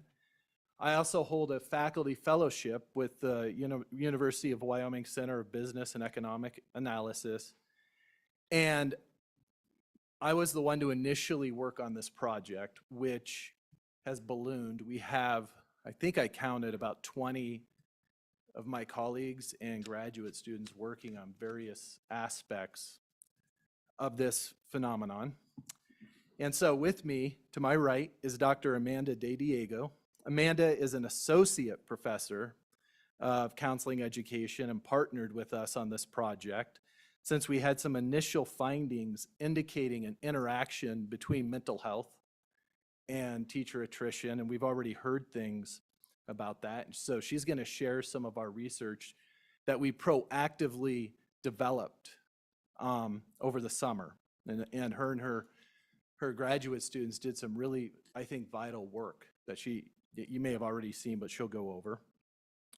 And then we have Miss Kim Amen. And she's here to share with us her experiences and perspectives as a Wyoming teacher. Miss Amen has been a teacher in Cheyenne since 2006, and she is a National Geographic certified educator, teaching third grade gifted and talented students, and she is also the vice president of the Wyoming Education Association, representing Pioneer Park, where I believe she also teaches. And then you all are probably very familiar with Mr. Grady Hutcherson, the current president of the Wyoming Education Association. He has over 25 years in education and is one of the few male elementary teachers in our state and in our nation. His last teaching position was second grade at Lincoln in Torrington. And here he's here to share. And then finally, to my left is Mr. Tate Mullen, and he is the Government Relations Director for the Wyoming Education Association. He holds an MA in Political Science from the University of Wyoming and studied political policy and administration at the University of Colorado. And he's worked as a budget and policy analyst in Colorado and Kansas, where he helped address detrimental policy decisions, including education, with Governor Brownback. So, before we begin, I wanted to share, I have a friend in Colorado, and I went to graduate school with him. And his research was looking at caregiver burden.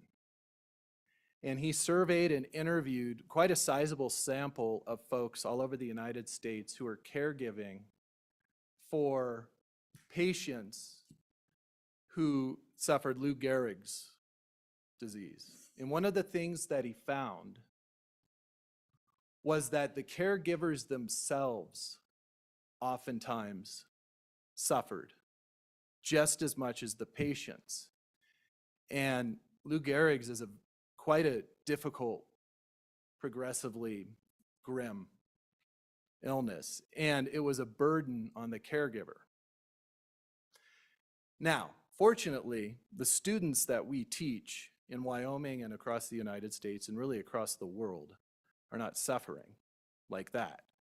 But behind every single student or group of students is a teacher.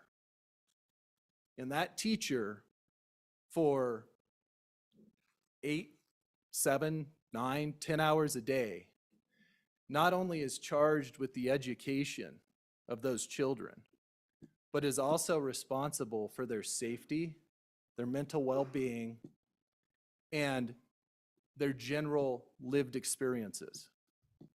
If I go out right now into Casper, Wyoming, where we sit, I can be confident that there are not going to be children roaming. When I drop my 7-year-old son off at Dildine Elementary in Cheyenne, Wyoming, I don't think twice while I watch him run away from my car with his backpack, not often enthusiastically, by the way. I'm sure he would rather run away. But I go throughout my day without worrying that my son is safe, as do thousands of parents. And we worry whether the kids are learning, and we should. But how much are we worrying about the people who are charged with educating them? And so that's kind of the point of this work. And so I did introductions. So what we'll do is I'll give an overview of the survey and the results, and then we'll turn it to my colleague, Dr. De Diego, and she'll talk about employee assistance programs and mental health access in the state of Wyoming. And then Miss Amen and WEA, Mr. Mullen, will give testimony. And then we have some very specific recommendations for improving teacher retention. And so we heard some of this from the State Board of Education, right?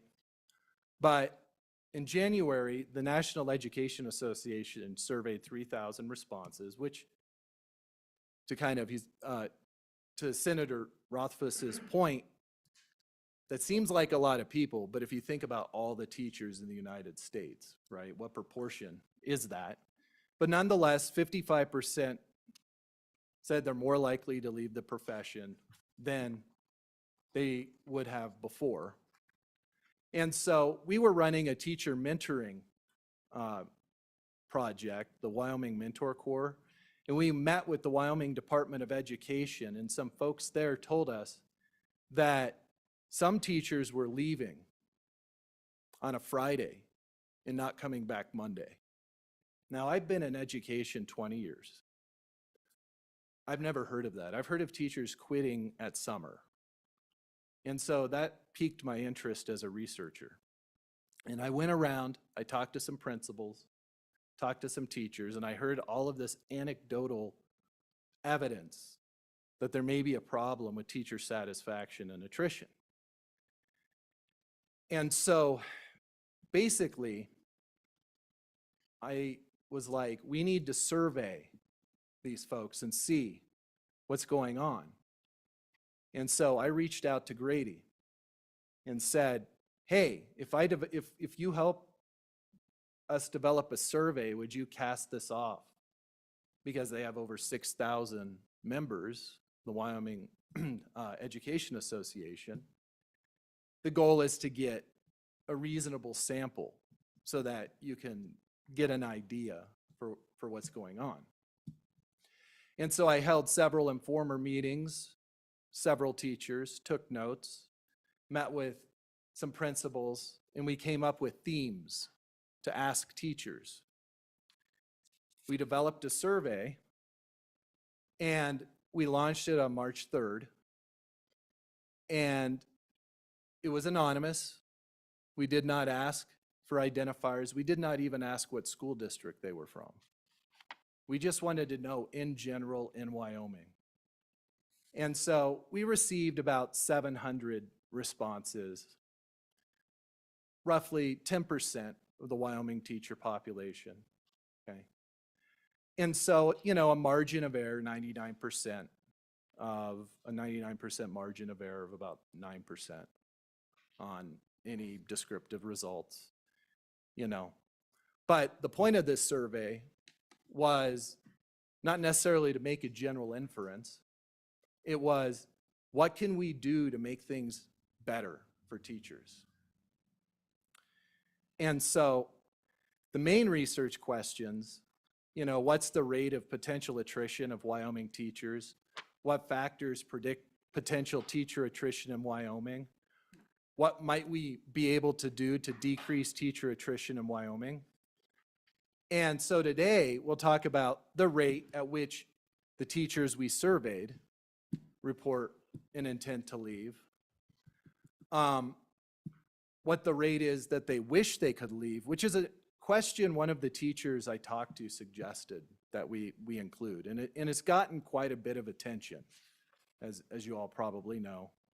What factors relate to their desire to leave teaching, and how can factors related to their desire be addressed by leaders and policymakers? And so we make some recommendations. And so I'll go over this really quickly, but the three main areas that came out of my statistical analysis, okay, I ran a bunch of nerdy stuff, validated the scale for measurement validity, ran something called a structural Let me equation. stop you right Yes. there and ask a couple of questions. Yes. They were basically same ones that Senator Rothfuss asked earlier, but more specific. You've gone out to WEA members, which is not the full universe of teachers in the True. state. You're getting self-selected Yes. returning. How does the survey results have any statistical validity, given those two potentials for biases? Yes. So first, we cannot infer the actual number to say that that represents the entire population of Wyoming. But what we can infer is that the results and the recommendations that come from this survey represent things that can be addressed to improve situations for teachers. Second, we can triangulate the results with national results. The results we found on this survey are similar to the results of other surveys, as well as the survey from the State Board of Education in terms of the recommendations. Third, we intend to re-administer the survey this spring. We have some modifications and adjustments. We're hoping to cast a wider net with it, given the attention that it's had, and perhaps get help from more entities than just the Wyoming Education Association, including the support of the Joint Education Committee, Chairman Scott. Finally, like I said, it's sort of like a Gallup poll, right? If you take a poll, you're going to get possibly biased responses. And so what we do is we calculate a margin of error. And the margin of error in this is, like I said, about 9% either way on some of the results. I have difficulty with that. You do and you're dealing with politicians here. We're used to looking at survey results. Do a random control group. You don't pay too much attention to self-selected. They have some use, but you can't infer the whole population from one of those. I agree with you, Mr. Chairman. I agree with you. What I might say is, if this survey, which has 700 respondents, represents the teachers who are the most dissatisfied, and we still have vacancies across our state that are unfilled, and we still have teachers who potentially will not return, the value in this survey's results would be more the recommendations from these teachers who represent teachers who may not be retained. Does that make sense? That makes some sense, yes. Yeah, okay. Good. Any other questions? No? All right. So this is just our general demographics of the survey. And you can see that, we had general elementary was the highest group, but however, secondary is sort of split up by content area. We're doing further analyses to look at the difference, between these subgroups. And so in our survey, 14% of the teachers who were sampled said they were very likely or likely to quit teaching. Now, the statewide trend in Wyoming has been about 10%. And I don't know what the attrition rate was between 21-22 and 22-23. The Wyoming Department of Education may have those data available. I looked at them a while ago. But this is pretty similar to where teachers say that they want to leave, right? Or this is similar to the actual rate of attrition. Okay, it's a little higher, but it's pretty similar. And so when we ask teachers, if you could, would you quit? If not for financial or other reasons, we get about 65% of those teachers saying that, maybe they're looking for something else and they would quit. I looked at the literature about satisfaction rates, in other professional areas. They range, depending on which professional area, between 55 and 70%, depending on which field. So this isn't too unusual, but it's certainly something worth considering, right? And this number got quite a bit of attention. I have a question. Yes. Go ahead. Senator Scott, thank you. Was any of this age correlated or correlated in some way to the number of years they've been teaching? Because if I'm 62 and I'm 2 years away from retirement, and I say, yeah, I'd be out of here tomorrow if I didn't need the wages, but I didn't know if that was in any way correlated. Yeah, Mr. Chairman, Representative Newsom, that's a very good question. We asked a couple of things on the survey. One was, do you intend to retire? And if so, when? And another was, in years, rounding, how long have you been teaching? And so the first thing, these results represent teachers who do not intend to retire soon. However, we did correlate some of these results with longevity, and I didn't see much difference in my statistical analysis of that. I did see a slight difference given longevity, like you're talking about. We do know that there is a problem with teachers leaving within, the first 3 to 5 years of becoming a new teacher. And so that we were particularly interested at looking further into that group down the road. And so one of the first factors that came out of the data related to wanting to teach or wanting to quit teaching or intending to quit teaching was mental health issues. And so we found about 63% of teachers want to leave due to mental health. And we've heard that from other testimony today too. And Dr. De Diego is going to talk about some of her work later in regard to that. The second thing that came out in our analysis was assessment.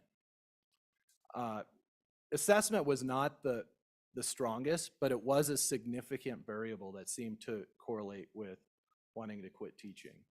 And so over 50% of teachers indicate that assessment makes them want to quit. So, we'll talk about that in a bit. And again, to go with Chairman Scott's comment, right? This may attract teachers who want to quit, and therefore the teachers who want to quit don't like assessment, right? But it's useful to know that, because then you can help retain teachers, and we have some recommendations for that as well. And then The third factor that came out from the result was support. And 73% of respondents reported that the support they get makes them think about quitting teaching. Okay, and that, oh, I just, Chairman Pax. quick question, when you're talking about support, was it directed toward administrative support or parental support, or what? Was there a differentiation between parental support and administrative support? yes, and so at the end of this presentation, there's a link, and at that link, you can get the full report. And you'll see at the end of the full report, there's an appendix with all the items that you can go through if you want. I didn't want to, impose all of them on y'all. But they broke down into government support, professional support, and community support. Now, of those three, I ran something called a factor analysis on those to see how they cluster and then how they correlate individually. Of those three, the strongest predictor was professional support. And that's things like support from the principal, support from my colleagues. And so the further away you sort of move from the sphere of the actual school, the less impactful the support was. And that makes sense, because if you're a teacher, the people who you interact with the most are the people at your workforce. So those are going to have the most influence on how you feel. Yeah. I hear somebody who. Representative now.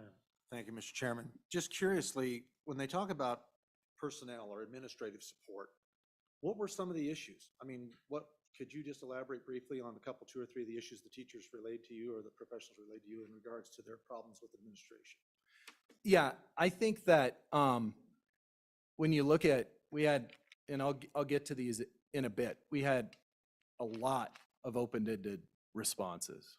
And thematically, the most common were things related to getting support with behaviors of students, from principals, getting support in terms of workload issues, feeling like more things were imposed on teachers than they can handle,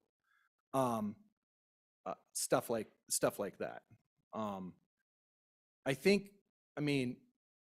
if I really think about it, I think that thematically, we're really combing through those. There's a lot of them. It's really a matter of the tension between autonomy and I don't know what the antonym for that word would be, autonomy as a teacher and things that are imposed on the teacher. And when things are imposed on the teacher more, there seems to be less satisfaction and more stress. And so there's like a balance, obviously, between those that may be optimal. And then somebody mentioned earlier, this idea that parenting has changed. There were quite a few comments about, feeling like if they needed behavior support from, say, a parent or an administrator, that they weren't getting that, and it was causing some some measure of dissatisfaction. Yeah. Thank you. So those were kind of the three things, and I think the next slide.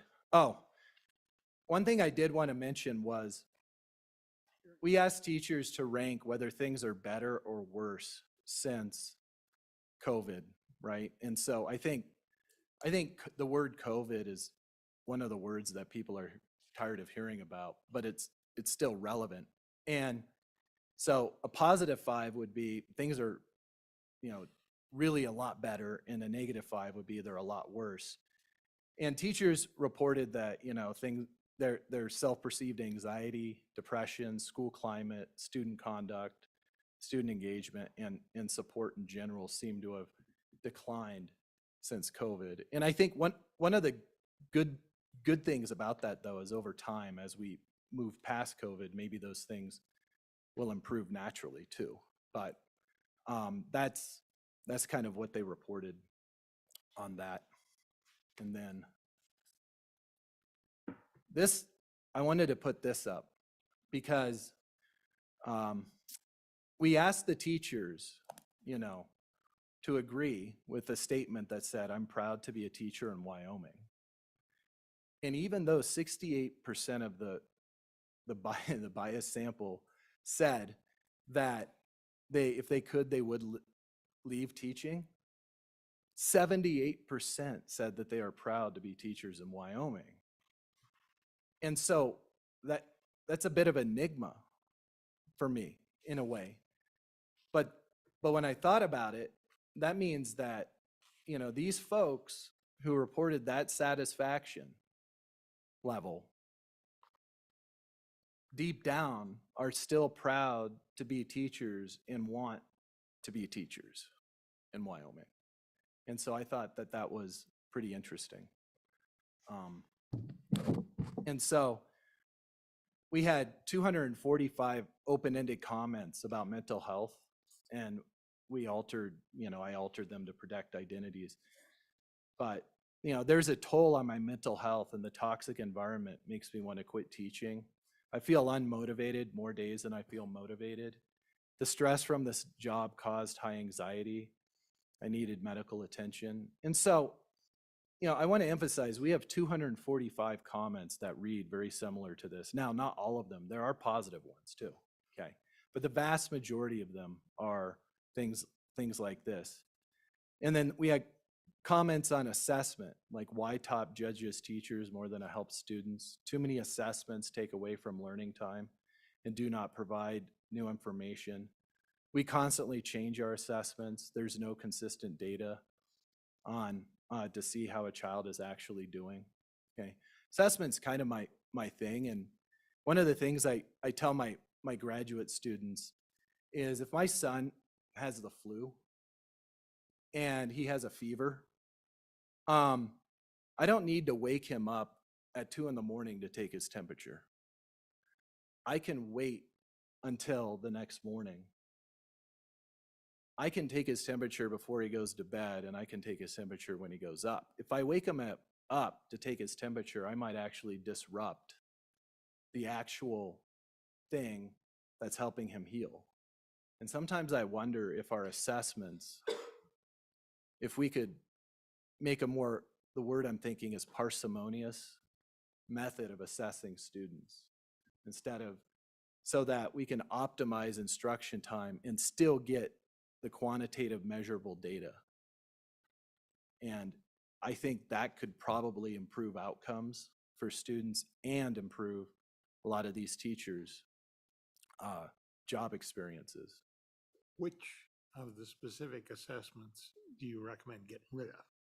I don't recommend getting rid of any until we analyze them. And one of our recommendations, Mr. Chairman, is to analyze the assessment schedules of schools, kind of what Senator Rothfuss was saying with standards as well.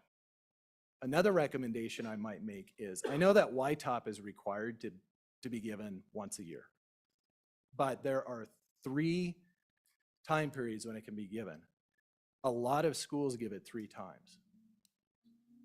I think if they only gave it 1 time, the data would be just as useful and it would free up instruction time. That would be my main recommendation. YTOP is a summative assessment. It's not a formative assessment. So maybe instead of, because I think people give it 3 times because they think if we don't give it more, we'll look like we're not trying as hard. But I think if people gave YTOP once and then instead of the other 2 times instruction, that would be one simple solution to alleviate it. I think if I'm using 3 thermometers on my son, maybe I only need to use 1. Maybe we have measures that all measure the same thing, but we're giving them multiple times. Maybe if we consolidated the way we measure student learning and optimized the efficiency in the way we assess, we could free up the administrative and bureaucratic barriers that result from assessment. I remember when I was a teacher, you know, it was quite a logistic effort to give the state assessment. Now, you know, you have to arrange laptops, rearrange schedules, you know, all of those things disrupt the learning environment of the classroom and generate stressors. If we could lessen those things for teachers, I think that could make a difference. And we could still get valid and reliable data about students in a much more efficient way. Now, that would be my utopian dream, Mr. Chairman. Well, I would follow that on with a general question that I don't expect to get answered right here, but it's really aimed at the audience. I'd be very interested in hearing from anybody that is using any YTOP assessments other than the final one given at the end of the year, which I know we're using. But that is correct, is it not, Matt, that we're mostly using that? Mr. Chairman, the YTOP assessment is required once a year. That's the summative assessment. There are interim assessments, I believe, that districts can utilize, and it's a may. It's not a shall, but they familiarize their students with the assessment program or the technology prior to the summative assessment. I think they do a fall and a winter assessment. That gives us a little more clarity on that, but go ahead. Yes, Mr. Chairman, thank you. And I think what you just said is a very crucial question. How are those data being utilized? The assessment is not the intervention. The assessment is the source of information to inform instruction and teaching. If we are generating a lot of data that we're not using, maybe it would be better to generate less data and use that. Maybe that would have profound benefits long term. And then the third, obviously COVID was a frequent comment made, and you can read those comments. But, you know, I'm interested just in general to see how things turn. It seems that the effects were, I mean, generally damaging to the socioeconomic conditions as well as the educational and other conditions. So, you know, there may be things to look at in the future, how we recover and move forward. And okay, here's some positives, right? Some teachers said, I love teaching in my school. I just don't feel supported by leadership and community. Okay, so that's sort of not a positive. I should have. But the other one is, I love my leadership in my school, and Wyoming is awesome. I have a great principal and wonderful colleagues. And by the way, Wyoming came up so many times within positive parameters in comments. Our teachers love this state, just like they say that you know, these teachers love to think of themselves as teachers in Wyoming. And so most teachers do not report that they will quit, but 65% report some measure of job satisfaction, okay? Mental health assessment and levels of support seem to relate to those teachers who report wanting to quit. COVID resulted in an exponential decline in working conditions, you know, given what teachers reported, and the majority of surveyed teachers are proud to be teachers in Wyoming, indicating a remaining desire to keep doing it. And so now I will turn it to my colleague, Dr. Diego, and I'll work the slides for you too, who's going to talk about employee assistant programs. Mr. Chairman, good morning, members of the committee. Thank you for the invitation to be here today. So my name is Dr. Amanda Diego. I'm an associate professor at the University of Wyoming. I coordinate our counseling master's program that's based right here in Casper. And my students come from all over the state to be trained to be mental health and school counselors.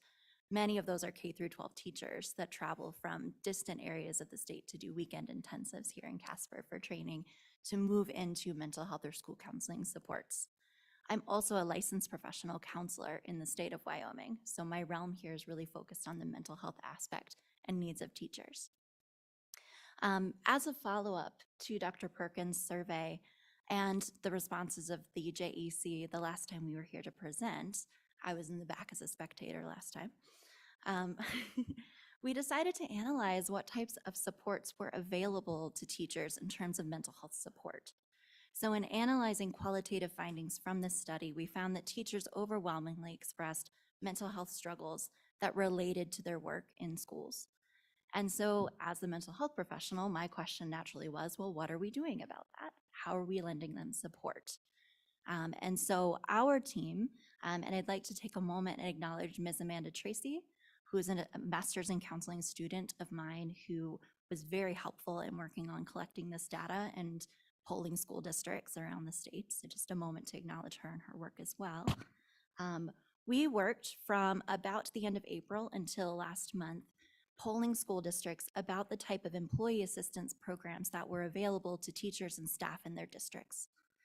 So just to orient everyone to my mental health space here, employee assistance programs have a primary purpose in the P through 12 education system to assist employees with problems that impact performance in the workplace.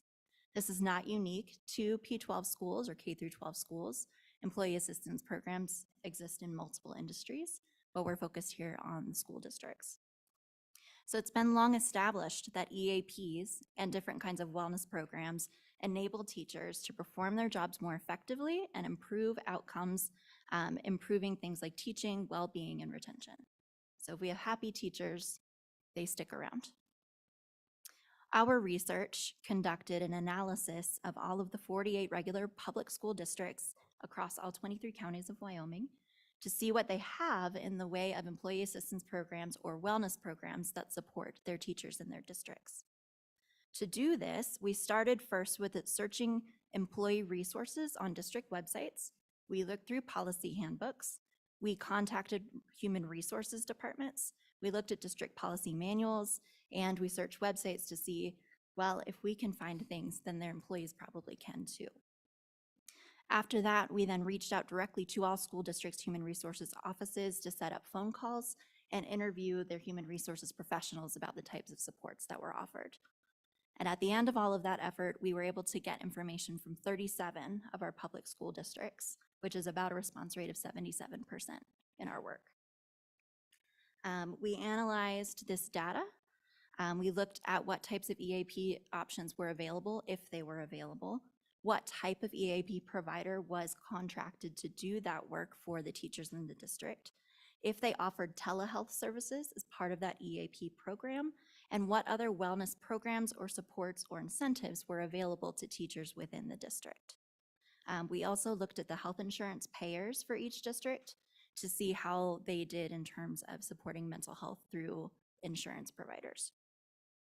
As a result, we found that 12 of the school districts that we sampled had existing EAP programs. So that's 12 out of 37 districts. Of that, 6 of them were managed by corporate entities, for example, Magellan or BetterHelp. So the district had a contract with these corporate entities to provide some type of services to teachers, primarily through telehealth. 5 of the EAPs that we found were serviced by locally operated entities. So these are Wyoming-based providers offering in-person and telehealth-based services to teachers local to where they live. One district did have an option for both. So there was a local contracted servicer and then also an online option through a major corporate entity that teachers could use. Of the 12 that we were able to get information about, only 9 offered telehealth options. So the remaining were only available via in-person services. I don't have information about the business hours of those particular agencies and how they corresponded with K through 12 school days. 25 of the districts did not have any type of EAP in place, and this data was collected this year.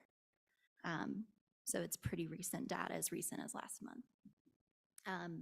Some had some in progress. So they were searching for options or looking into how to develop an EAP program for their employees. We actually had a few districts want to follow up with our research group to consult about how to put an EAP program together because they felt that they did not have a lot of guidance.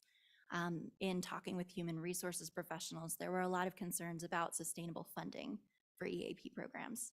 So a lot of the programs that were in place were supported by COVID relief funds or ESSER funds, which have a time clock on them. And there was concern about standing up a program that was not sustainable within the district. There's also concerns about teachers who change districts and therefore have to switch providers in terms of mental health supports because districts use different EAP providers. 13 of the districts did offer some type of wellness incentive program. A lot of those included bringing in consultants to offer fitness classes for teachers, incentive programs for teachers to take advantage of preventative care opportunities or health fair opportunities. Some involved wellness-focused professional development, things like mindfulness-based professional development opportunities, and some were reimbursement for costs related to wellness needs, again, coming from a lot of COVID relief or ESSER funds allocated to the district. Excuse me. In terms of insurance providers, the majority of our districts use Blue Cross Blue Shield or United Healthcare, but mostly we focused on the EAP options. So essentially, there are a lot of concerns about sustainable funding. There's a lack of mental health supports available for teachers. Insurance payers may or may not reimburse mental health services very well. And there are things like copays, there are things like deductibles that can be barriers to teachers being able to use their insurance to be able to seek mental health care. And it's well known that we have a lack of mental health care providers in the state of Wyoming overall. So all of these were concerns that came up through our research. Another piece of concern is accessibility of EAP programs where they exist. So there may be inherent barriers for these teachers to be able to access EAP programs for the districts who house them. There are concerns about confidentiality. So if I'm a teacher, if I have to go to my school principal or I have to go to an administrator to get access to mental health supports, and I don't feel that that administrator is supportive of my work, I'm less likely to go seek that help. I'm less likely to use those resources. Further, there's concerns about things discussed in EAP sessions with the mental health provider being reported back to school districts and impacting things like performance reviews. So there's some inherent concerns about a lack of confidentiality that are perceived by the teachers who completed the surveys, because this aligns with the qualitative findings from Dr. Perkins' survey as well. Let's see. Yes. Yes. That is remarkable to me because I couldn't even find out how my kid was doing at Casper College with his grades. That's how tight it was. And yet they're concerned that that information about mental health could get back to administration.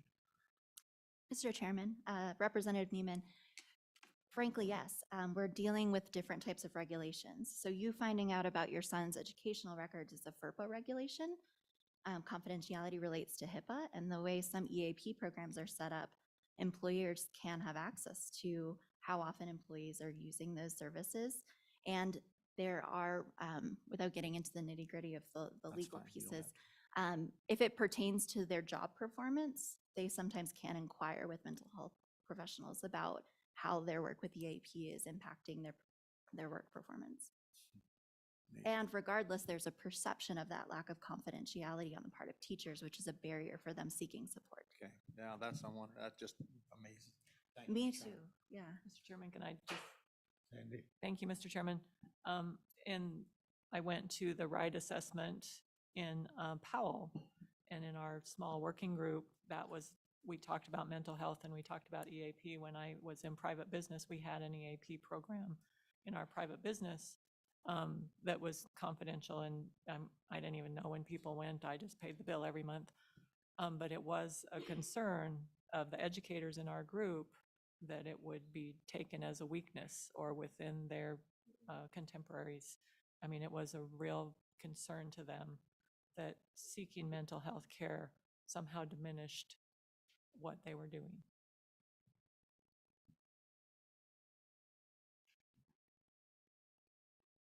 Mr. Chairman, I just want to validate that that's very much the feedback that we're getting too, that there's a huge mental health stigma in general in our state. And that there's perception that if I'm a teacher and I'm struggling with mental health and I go seek help through my district supports, I can be seen as less quality of a teacher because of that, especially if my peers know. However, in our survey, we found that a lot of teachers are struggling with anxiety, depression. They reported using medications to manage these things because they didn't have adequate mental health supports available. Not that there's anything wrong with using medication, just for clarity. I think it's time, it's my turn. My name is Kim Amon, and I'm a teacher. And I've heard a lot of data given this morning. I've heard a lot about surveys. I've heard a lot about whether it was just statistically valid or not. And I can tell you that I'm one teacher in the state of Wyoming, and I certainly don't pretend to represent every teacher in the state of Wyoming, but I can tell you that I represent a lot of us. And I'm the only one that actually works in a classroom. So I teach third grade at Pioneer Park in Cheyenne, Wyoming. I have been in education for 29 years. Half of that time has been spent in early childhood education, so I appreciated the discussion this morning. And I'm extremely proud to say that all of those years have been in the state of Wyoming. So when we hear the survey results about being proud to be in Wyoming, I am proud to be in Wyoming. I'm a 5th generation Wyomingite. And I'm extremely proud of that. My children went to school here, I went to school here, my parents went to school here, my grandparents went to school here, and my granddaughter's here, so she probably will graduate from public school as well. It's October 10th, and I've been in school for 6.5 weeks, and I'm exhausted. I have heard from multiple educators in these 6 weeks about the issues of testing, equity, the number of demands we have, the amount of time we don't have, and overwhelmingly, educators talk about the need to be respected, trusted, and valued. The challenges in today's schools are very, very real, and I'm not sure that I can give them justice to you today, but I will do my best. I'm going to start with the basics, which is undoubtedly our workload. Our workload continues to increase with little thought for how much time is actually in a day, or in a week, or in a year. In 2018, the governor signed a bill that required us to implement education about the contribution of Native American tribes in our state. I wholeheartedly embrace these standards. But I've received no training, and I've received 0 resources on how to implement them or integrate them into my existing curriculum. This has been completely up to us to figure it out on our own, do the research, which takes an enormous amount of prep time. Also, last year, teachers in my district were tasked with implementing a brand new curriculum in language arts. And third grade teachers were also given a new curriculum in phonics to implement the same year. Mr. Chairman, may I interrupt? Yes, Senator Ellis. Thank you, Mr. Chairman. You know, I know the Department of Education put together some education modules on that Native American Indian Education Act for All. And, you know, I've been asking folks out that are teaching out in the field, and I've heard, you know, mixed responses from teachers, everything from embracing it, coming up with their own ideas and using resources that are out there, to people that say, oh, it's another requirement. I don't know what they want, why I'm doing it. So I think I just want to tease that out, because as we worked on that legislation, which I do still support and think is important, we were trying to strike a fine balance between not over mandating what we had in mind. And we heard very loud and clear we wanted flexibility. And so then on the other end of the spectrum, now I hear the concern that we gave you too much flexibility, not enough guidance. So I'm just trying to figure out, as we look at these standards and what are some of our expectations are, how we thread that needle better in the future. Mr. Chairman and Senator Ellis, I can tell you that from my perspective, it's about a lack of time, and that there are resources on a website that we can go through on our own time, but we don't have the time to do that. And so that's really become the issue, is the lack of time that we have in our day to do what is required of us. And I, again, wholeheartedly support the standards. I think they're amazing. I'm a global learning fellow, and I think that they're needed, and we need to do them. I support them. Mr. Chairman, a follow-up. How do we figure that out then? Like, I just hear we don't have time. So there's no time in the summer. Okay, there's no time.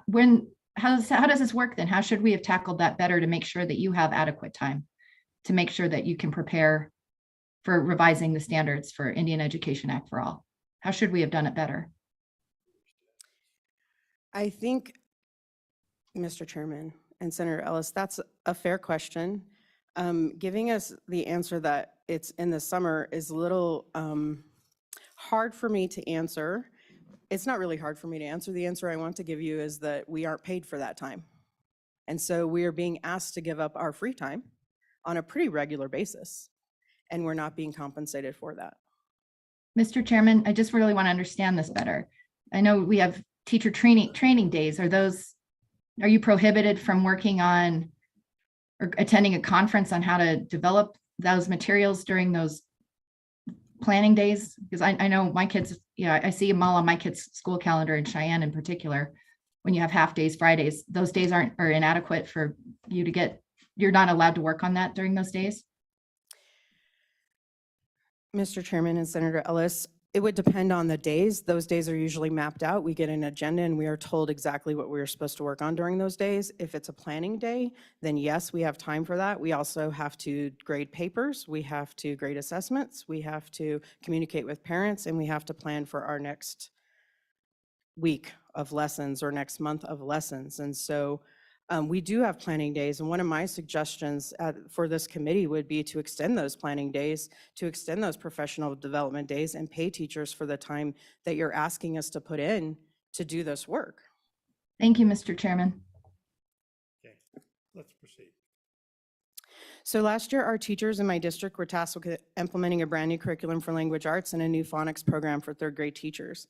We did have training for these new curriculums, but I will tell you that anytime the curriculum changes in a school, it takes years to become familiar with that curriculum, and it takes an enormous amount of extra prep time to learn it.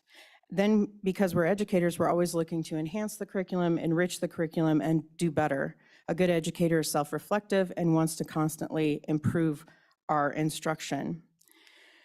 Nobody ever gives us more time for those things, which is one of the things I'm advocating for. Nobody gives us more time, they just give us more mandates.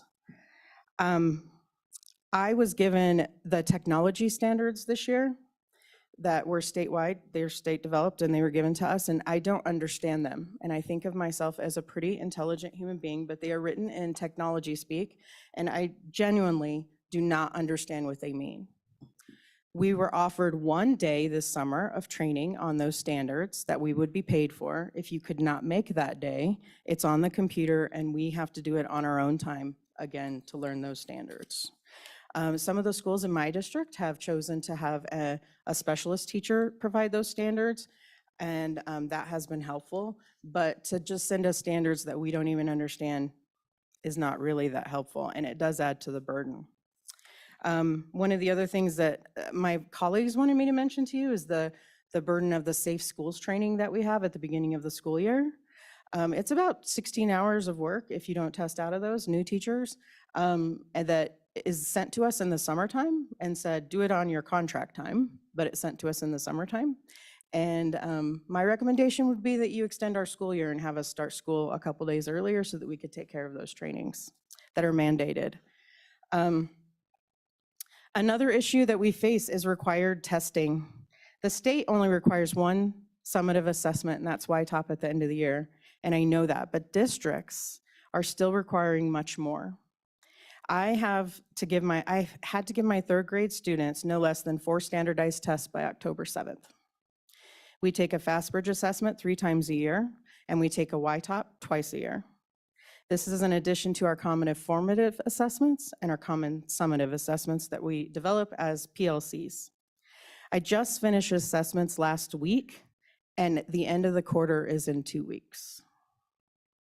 So once again, nobody gives us more time to do the work that we're asked to do. We're just supposed to do it. Another issue facing teachers is lack of support, which we've heard this morning. Over the years, our budgets have been cut to a point where we simply don't have enough staff. I used to have a paraprofessional who worked with me about 3 hours a day. This allowed me to really provide the extra help to students that they needed. That gradually dwindled down, and I really don't have a paraprofessional at all. We have one paraprofessional that supports 12 classroom teachers. We have a very hard time keeping support professionals, and they are essential in running our schools.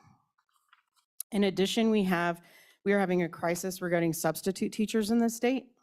In my district, we did not have enough substitutes to fill vacancies last year, and this year we are down another 100 substitutes. Teachers feel like they can't take time off for professional development, to go to a conference, to do those things, for illness, for family, or for their own mental health, because we don't have substitutes, and because if a substitute position isn't filled, your colleagues will have to pick up that and do that work for you. Last week, my partner teacher, who's in her second year of teaching, told me she doesn't think she wants to keep teaching. I asked her why, and she said it's too stressful. And she doesn't feel like she's making a difference, and she feels like all she's doing is paperwork. I asked her what brought her joy in her teaching, and she said she honestly didn't know. That's really a problem, because teaching and learning should be full of joy, and education should instill a love of learning in our students. We feel so overwhelmed that the joy has been sucked out of our day on a pretty regular basis. And our physical and our mental health is suffering. So mental health is another issue in our schools, and I know we would like to pretend that the 2.5 years of a pandemic did not happen, but it did. And it caused a variety of trauma for our students, for our educators, our parents, and our community members. Some people lost businesses, jobs, and family members. All of us lost time and missed important moments. This is the first year my third grade students have had a normal school year. Their kindergarten year was interrupted by COVID, and they didn't even finish it. Their first grade year has started with 6 feet apart, masks, hand sanitizers, no group activities at all. Their second grade year began the same way as their first grade year. And while we ended mask mandates in February, we were still required to keep the other protocols like spacing and no sharing of materials and no group work in place. So my class is in third grade, and this is the first normal school year they've had. There are mental health issues for all of us, and we don't have the time or the resources to address them. I have talked about increasing workload. I have talked about the lack of time, the lack of support, and the issues around mental health. And while these things contribute to our crisis around teacher retention, they are not the main issue. If you ask any educator, they will tell you that they just want to be respected and trusted and valued. After March of 2020, we were asked to double our workload and meet the needs of students, and we did. We had to completely rethink every single process we used in our classrooms so we could keep our students safe. We were asked to make these changes without being given 1 minute of extra planning time or compensation for the extra workload, and yet we did it all because that's what teachers do. We step up and do what's best for our students. All we ask is to be valued and trusted for the professionals we are, and sadly, we've received more attacks and distrust from people who have not visited our schools, who have not talked with teachers, but instead listened to the rhetoric in the national news that is intended to distill fear and distrust in our public education system. A public education system that I am extremely proud of, and Wyoming's education system is amazing. If you want to talk about ways to increase teacher retention, then please give us a manageable workload. One that allows us time to plan for and implement hands-on, experiential, joyful education where students are supported and where they're encouraged to reach their full potential. Give us a fully staffed school. Give us buildings that aren't 90 degrees before lunchtime. Teaching is both a science and an art, and you cannot just pull anyone off the street and put them in a classroom. We are professionals. We have bachelor's degrees, doctorate degrees, master's degrees, and we deserve to be treated as the professionals we are. We've dedicated our life to this work. Trust us, respect us, and please let us bring the joy back into our classrooms. Let us teach. Thank you. Okay. Mr. Chairman? Okay, Representative Brown on the Zoom. Go ahead. Thank you, Mr. Chairman. I appreciate all the comments that have come up, especially the one from my constituent in House District 9. I do appreciate him coming forward today. But I guess the last discussion that I have here really comes to me from, we hear this at the legislative level pretty continuously, that the legislature has pushed and pushed and pushed and pushed and pushed. But what I'm getting concerned about is the legislature has set a parameter and said, we need to teach this. But what I've seen in my 6 going in 7 years now in the legislature is that we set the parameter and say, thou shalt teach this. And our State Board of Education turns this into this. And that's where I'm starting to get my concern. So my direct question is, all of this information that you've just told us as a legislative body, has this discussion been held with the state board as well?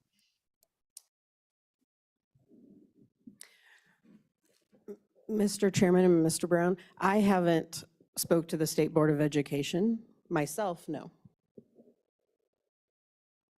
Mr. Chairman, I would be curious if the remainder of those testifying today have brought any of this information to the state board's attention as well, I guess is probably the easiest way to say it. I'll answer that. No, we brought it to the attention of WDE when we began developing it, but then there was a transition. But one of the things I was going to mention at the end of our testimony was, I've noticed since I've been in Wyoming, I've only been here about six or so years. I work with the state longitudinal educational data system as well. I've noticed there are silos among issues. And I think it would really benefit the state of Wyoming for the University of Wyoming, the state board, Wyoming Department of Education, and other entities to partner on a lot of these projects, as well as the governor's office, and maybe create a collaborative committee or team representing each of those entities towards that end. I think that would certainly be something worthwhile exploring in the future. Thank you, Mr. Chairman. Okay. We took, Landon, did that take care of your question? That's good, thank you. Senator Office. Thank you, Mr. Chairman. And I just wanted to follow up on that because I've served on this committee for 12 years now. And it seems to me, kind of addressing Representative Brown's concerns, that every problem we've heard, one way or another, I think I was complicit in as a member of this committee. I don't think it is the State Board of Education that created any of these problems. I don't know that it's any of the school districts, local school districts.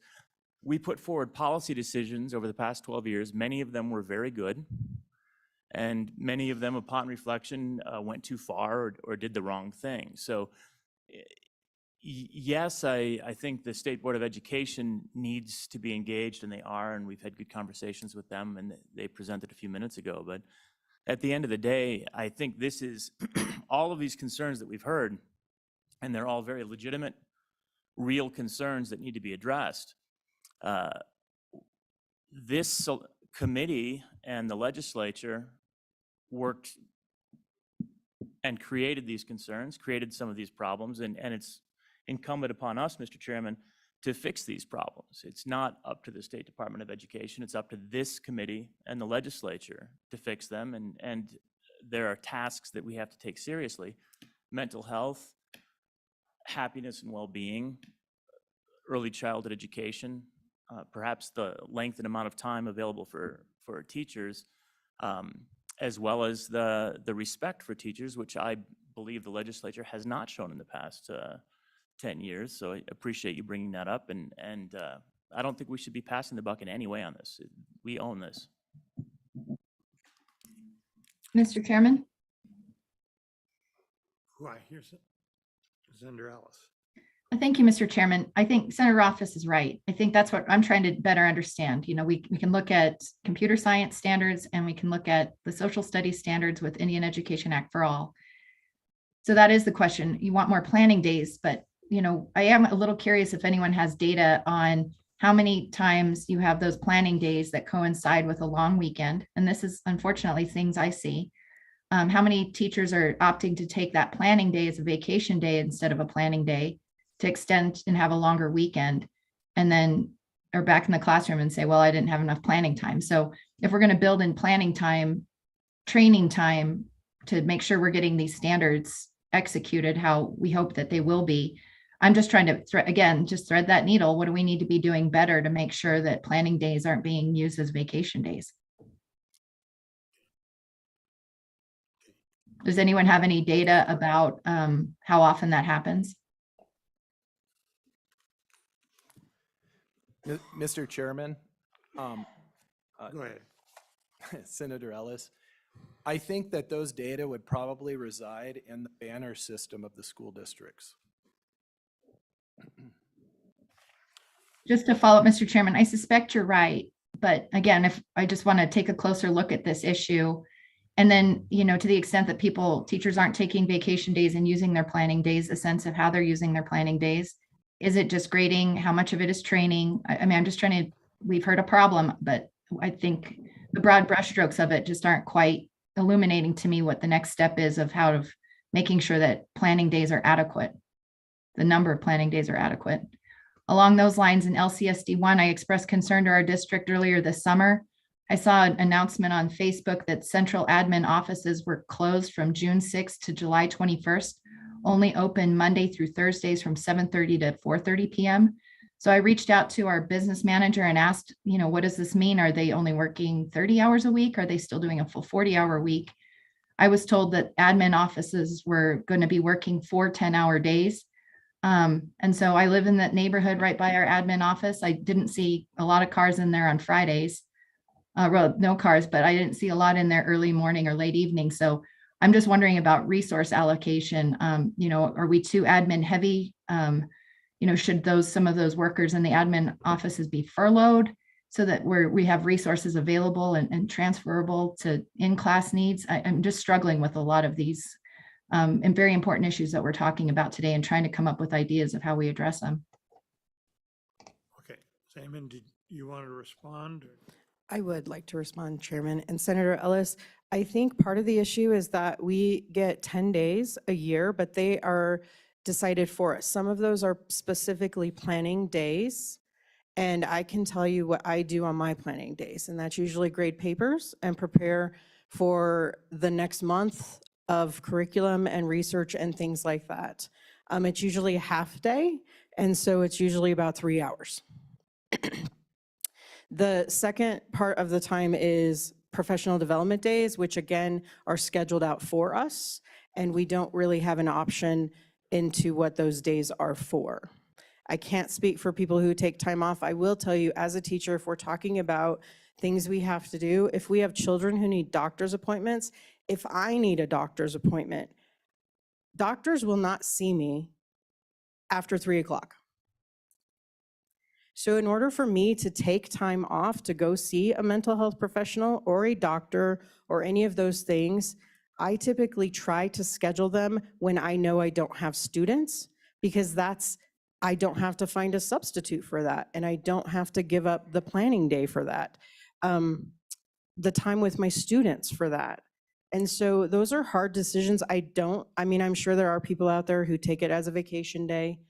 I can tell you from experience that a lot of those people who take time off during those half days that we have are because they need to catch up on their children's medical appointments, or they need to catch up on their own medical appointments.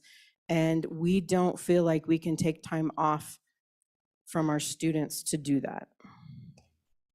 So, Mr. Chairman, I mean, this is what we're scratching at, I think, is, I get that. I have 3 kids. I mean, sometimes I need haircuts too, and it's hard to find the time to even get a haircut or a hair color.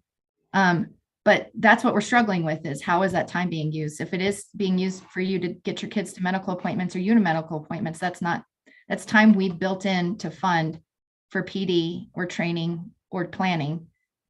So that's the thing we're grappling with. How do we get you then your time to, if we already have time for medical leave visits? I'm just trying to sort through all of this. Yeah, it's obviously a question we're going to have to deal with on a longer term basis. I do want to try to get through this presentation and have a little time for public comment because we are under a deadline. So I want to cut this one off. Mr. Grady, you ready? I am, Mr. Chairman. Before we go on, Mr. Chairman, just very quickly, and first, I'd like to thank you for your testimony. I'd like to thank you for the work that you do, and also for bringing forward, I think, some really important issues that we need to grapple with.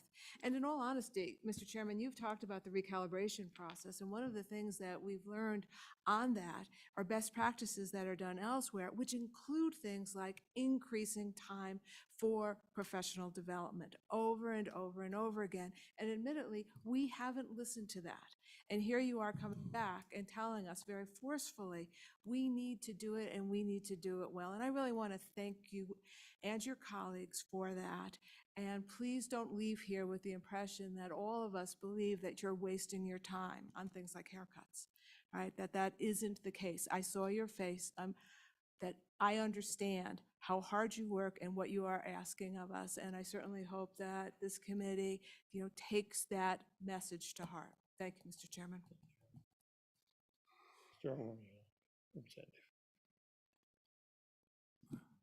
Thank you, Mr. Chairman. I know you're ready to move on, but I just want to follow up on one thing that I'm curious about. You talked about the main thing being the lack of respect, lack of value. And you framed it in kind of a national picture that was driving this. Could you just talk to us more about how you frame your thoughts on the area of respect and value and maybe where this is coming from? I think a lot of it's coming from school board meetings and parent pushback in the classroom. There's a lot of rhetoric out there.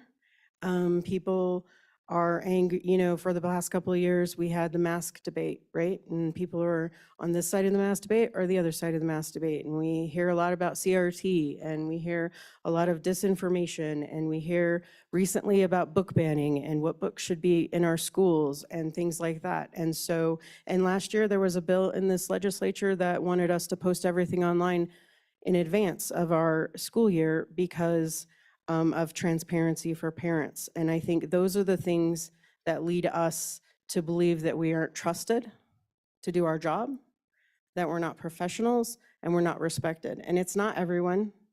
It's not everyone. But there's enough of the rhetoric out there that demoralizes us as a profession. And it certainly doesn't lift us up and make us feel like we are appreciated. Yeah, along those lines, in your interaction with parents that come to your school, do you feel like your school aligns pretty closely with the values of the parents, broadly speaking? I do feel like my school, I work in a great school. I feel like my principal is amazing and she supports us very well. I think my district is doing the best that they can. I think personally in my school, in my classroom, my parents come and talk to me and we have conversations, and I do feel like my parents trust me. So when I frame it in the national sense, I think there's a lot of rhetoric that gets thrown at us, and it's really not very positive. And just one more follow-up, Mr. Chairman, my last question on this. Do you see your role and you and your colleagues as leading in some of these social issues or following? To what degree do you feel like you need to conform 100% to certain viewpoints and positions on these social issues that are driving this? How do you see, I'm just curious how you see your role and other teachers' roles as leaders or followers in this arena? I don't know that I've ever really thought about that. I feel like we at this point in time don't feel like we have a say much in what goes on with that it's out of our control. So I guess I would like to lead on those issues. I would like to be at the table on those issues and correct some of the misinformation and disinformation, frankly, that's been given. But I don't know that, I think that there's a lot of fear around that, in that if we say something that is not politically correct or that isn't supported by someone else, that we will be attacked by that. I mean, we've had school board meetings where I honestly didn't want to go to the school board meeting and talk about how I felt about masks because of the behavior of the people at the school board meeting. And so I think there's a genuine fear of what's going to happen if I do lead on some of those issues. Thank you for your testimony. Mr. Chair, members of the committee, I'm Grady Hutcherson, 24-year educator, proudly serving as the president of Wyoming Education Association, representing educational professionals in the state of Wyoming. I'm proud, I'm passionate. I appreciate Representative Connolly's remarks for Ms. Amon. I know that we're going to get down to the point where time is very limited. I have this whole prepared presentation to share with you. I'm going to highlight it. I'm going to stand for questions, but I'm going to reiterate a couple of important facts.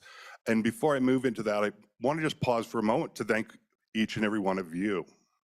We really have had a morning full of valuable conversations, right? And I'm also going to pause and tell you why I get so emotional about this issue. I started my teaching career and I wanted to impact students and change the world. The first year in my teaching career, a tragic accident happened and a student in my classroom was killed. You think I worried about assessments and standards? We work with human beings, right? That's the beauty of it. So let's not forget the students in all of these conversations. I always try to help us think about the focus of including educator voice. We look around the room, there are a lot of people much more brilliant and wise than myself, but I think we only have a couple of actual classroom teachers who are in schools in the room today, and that's the norm. Pardon me, that's not the norm, right? We don't include their voices in our conversations. We might listen to a couple of teachers' comments, and then we were talking earlier about statistically reliable data. Instead, we use a couple anecdotal, insultive comments and generalize that to all of our educators. I was thrilled to get an invitation from LSO asking us to be at this table to talk about education. And I'm a little frustrated that I believe I'm down to 22 minutes. We are available anytime you ask, anytime you need, anytime you want. This topic of non-monetary issues becomes a little bit fascinating because let's all be honest, everything's connected to the almighty dollar. So it really does become difficult to think about solutions that do not have a monetary impact. However, I have been thoughtful and I would like to share just a couple of highlighted thoughts from my presentation that I'm not going to get through everything, but I had the amazing opportunity the beginning of September to attend the White House Back to School Town Hall meeting. And Education Secretary Cardona spoke of the topic of respecting and elevating the profession.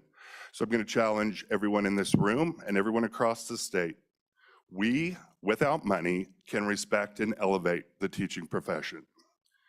I also know that policy decisions matter. One of the pieces of information that was not shared that I want to point out with you, I've been appointed by the governor, and I proudly serve as a commissioner on the State Education Commission of the States, and we talk about policy all the time. We have to think about the unintended consequences of policies and the perception of those policies on our education employees. So take a minute and reflect.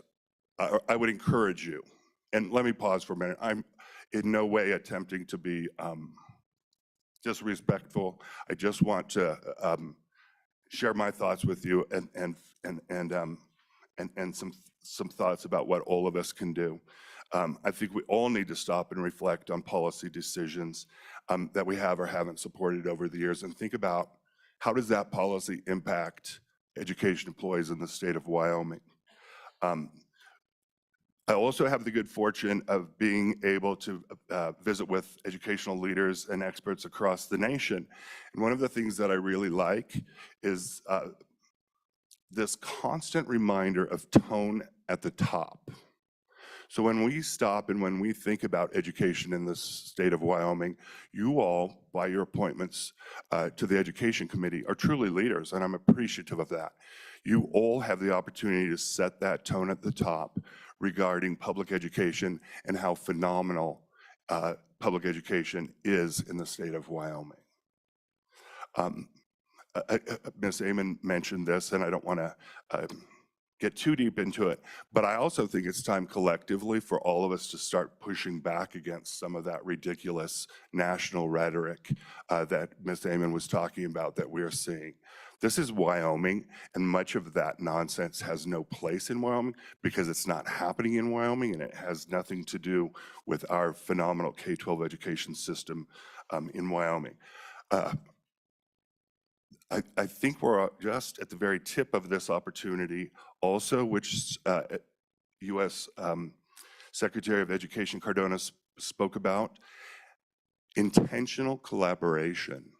We've seen lots of great examples of it. The university's doing phenomenal work. Representative Brown inquired about what the State Board of Education is doing.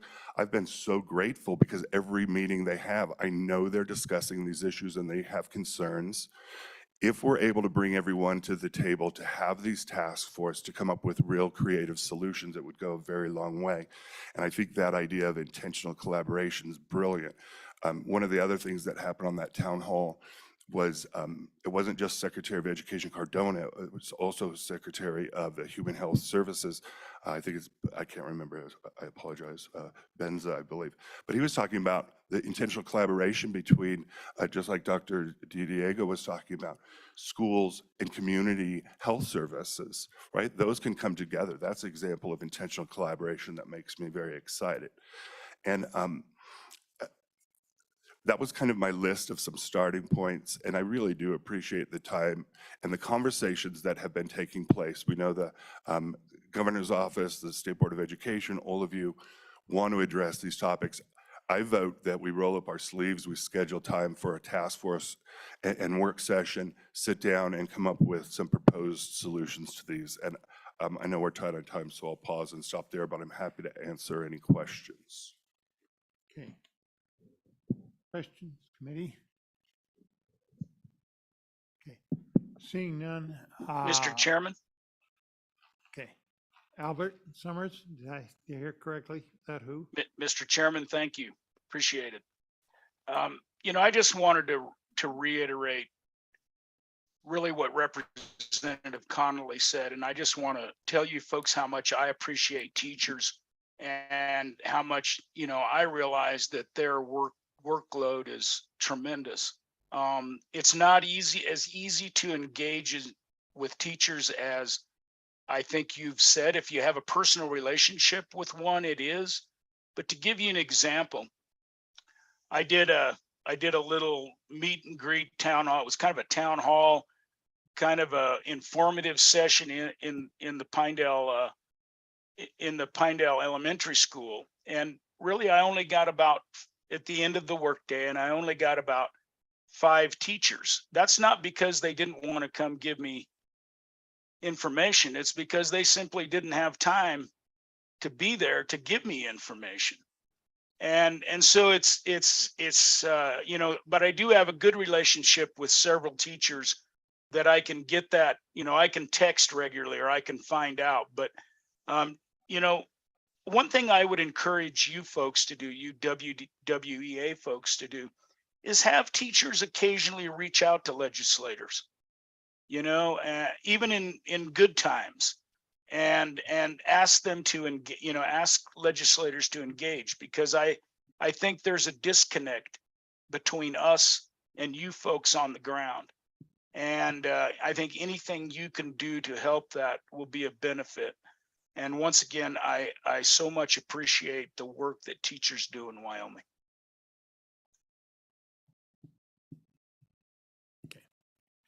With. Okay. All right, Mr. Chairman, members of the committee, I'll make this brief. My name is Tate Mullen. I'm the Government Relations Director for the Wyoming Education Association. I'd like to begin by thanking Dr. Perkins, Dr. Amanda De Diego, Grady Hutcherson, Kim Amon, and I'd like to thank you all for the work that you continually do. I am going to say that my comments might seem pointed at some times, but we need to have difficult conversations in order to move forward and address the issues that are very prevalent in our education system. So I'm going to continue the discussion regarding support for our educators, as well as offering some closing remarks and policy solutions. It is worth noting that educators' dissatisfaction is not with their jobs. On the contrary, our educators love their jobs. They love working with students, watching them grow and succeed, and helping them when they are struggling. Our educators are some of the most passionate and compassionate people I have ever met. They are consistently asked to do more with less and without the necessary increases in compensation. They not only endured a pandemic, but when they were asked to come back to work without really knowing how to address that, how to deal with that situation, they adapted, showed up, and put our students first, well above the health and safety of themselves or their families. Educators' need for support, this isn't a new request. Educators have long felt a lack of support from the legislature. A member-wide survey that we conducted in May of 2021 found that only 25% of our educators had a somewhat favorable view of the legislature, with over 70% saying that they had an unfavorable view. 38% of those respondents had a very unfavorable view of the legislature. Dr. Perkins' findings also reiterate educators across the state feel unsupported by the legislature. And what is more, that the survey that the Wyoming School Boards Association has just presented on had numerous comments outlining these same sentiments. Educators from across the state have continuously witnessed this legislature attempt to pass a variety of bills that target education, either through curriculum directives, devastating budget cut proposals, the promotion of charter schools, the exploration of funding parochial and private schools with public dollars, and amendments to Public Records Act that expose educators to continued and increased unwarranted scrutiny. They have watched this legislature attempt to pass legislation that targets our LGBTQ plus student population, continuing and sowing divisiveness against a student population that our classroom instructors and staff have been recognized are at the most at risk and in need of protective policies, not exclusionary ones. They have endured continued attacks from a wide variety of community members and anti-public education organizations and groups. There has been national rhetoric that is not only patently false, but filled with disdain and contempt for public education, attacking our educators in a system that has served so many Wyoming families and students, myself included, very well. Some of this national anti-public rhetoric has unfortunately seeped into the discourse in the state, and unfortunately into some of the legislature. Educators are being attacked and lauded as socialists and communists because they provide honesty in education and civics education. This is eerily reminiscent of McCarthyism and the Red Scare. They are being labeled as groomers and pedophiles for merely helping and advocating our most marginalized students. Their professionalism and their ability to do their job effectively have come into sharp criticism. All of this directed towards educators in a system that has consistently been one of the best education systems in the nation. How do we reconcile the publicly espoused love for public education, yet continually endure attacks what seem like from all sides? As legislators, you are not only public figures, you lead with policy, you lead with rhetoric. Education and our educators constantly hear how the legislature loves education. Everyone loves education, but efforts to cut education funding are consistent and unrelenting, putting into question educators' abilities to provide bare essentials for themselves and their families. Proposals that undermine the professionalism of our educators or open them up for public further scrutiny are the rule, not the exception. If we want to support our educators, it starts with legislative actions, both in terms of bills and rhetoric. It starts by doing what President Hutcherson discussed and Secretary Cardona has prompted, making sure that that policy is reflective of that support. Tone at the top. This is all meant to be constructive criticism. I would be remiss to come before you with these critiques without offering any solutions. We all should strive to be solutions oriented. At least one of these solutions will not cost the state a penny and will go a long way to remedying attraction and retention, and that is support, and there are ways to achieve this. We have long taken pride in the fact that Wyoming is one of the few remaining states with a citizen legislature. However, for a citizen legislature to truly be effective, this requires consultation with issue area experts. If you want to know how a bill will impact educators, if you would like to better understand the unintended consequences or ramifications of proposed legislation, it would behoove this body to consult with organizations like the Wyoming School Board Association, the Wyoming Superintendents Association, or WEA prior to submitting proposed legislation to LSO. For far too long, there's been a very adversarial approach to education policy in Wyoming. Proactive outreach to issue area experts will foster communication and collaboration and result in legislation that is reflective of supporting education and our educators. This proactive approach doesn't cost the state a dime, benefits our students, our communities, and our educators. Inversely, it's important to understand when not to legislate. Some of these issues, our policy solutions, are available at the local level.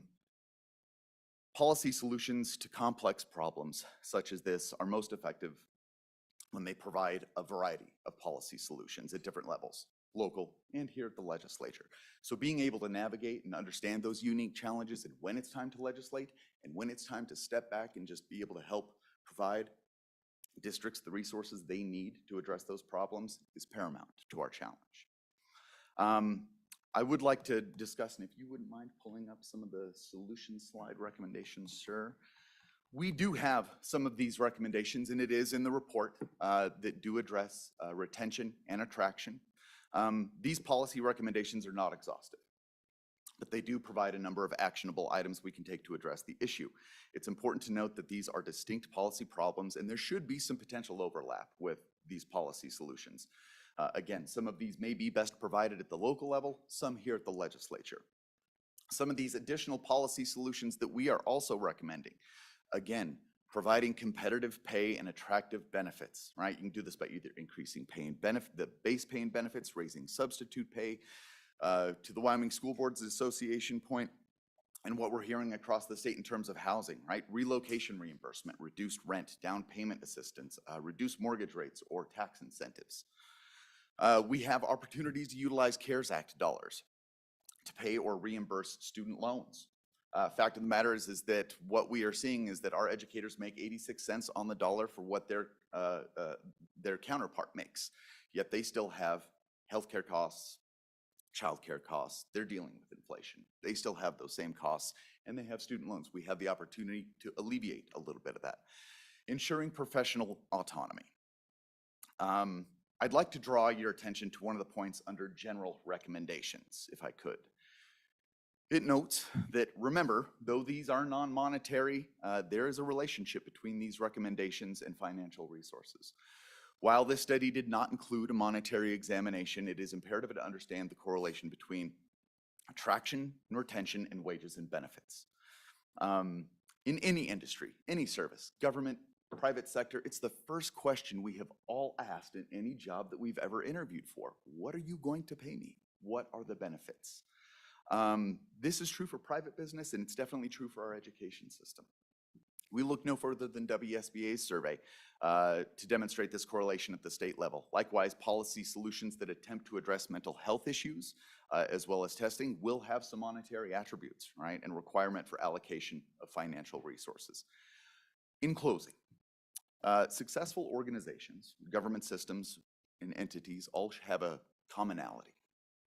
Those entities that succeed recognize that their most valuable asset isn't the product, it isn't the service, it isn't the state-of-the-art facilities that they're in.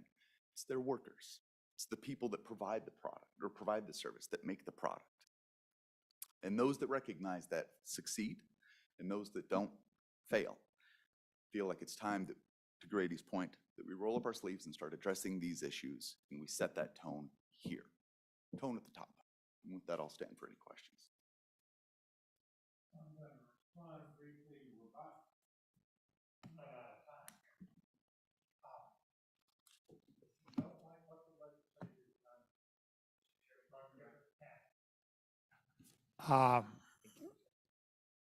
If you've got to understand that we do represent the public that elects us, and the public has some concerns. We have to respond to those. We have, deriving from that, some concerns, and particularly in my case, it is focused on the fact that, as our consultant recommended to us, we don't think we're getting our money's worth out of the education that's being provided, particularly in the early years and early literacy. And I want to make it very clear, I'm not blaming the teachers for that. There's something wrong in our system. We have some districts that are doing quite well. We have a number that are doing quite poorly. One of the things that tells me is it is not a systematic problem with the teachers. It is a problem with the way the system is being managed, and we're trying to find a way to it. I would caution you that just a general attack on the legislature is not a way to build collaboration with us. But I would say if you have criticism, those that do, it's a free country, go run. And leaving that aside, I hope we can all work collaborative to find ways we can improve our system, because the best evidence we have from the assessment testing and from the recommendation from our consultants as to what it means is that we're leaving somewhere in the vicinity of 45% of the kids behind because we're not doing an adequate job of teaching them how to read. And that is a fundamental I want to change. And I would think that I could count on the teachers to be allies in getting that done. Because I don't think it's a matter of the teachers not wanting to. I think it's a matter of how the system is working. And that's where I'm hoping we're going to take this committee, is to try to figure that out and figure out what we can do to change the system, because that's what we do, is try to change the systems. So with that, briefly, Senator Rothfuss, and we're under an unfortunate time constraint. Yeah, very briefly, Mr. Chairman, but I think one of the points we've heard today is that even statements like that, suggesting that we are not performing at the level we should perform, when we're one of the top states in the country, is looking for negatives when there are such strong positives. We can do better. Everyone in here knows we can do better. Everyone in here has ideas on how to do better.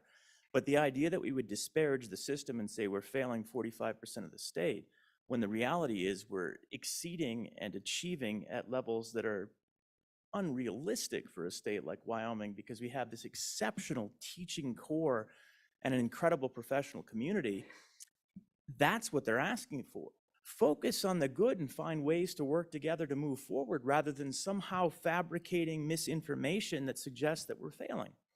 It's misinformation.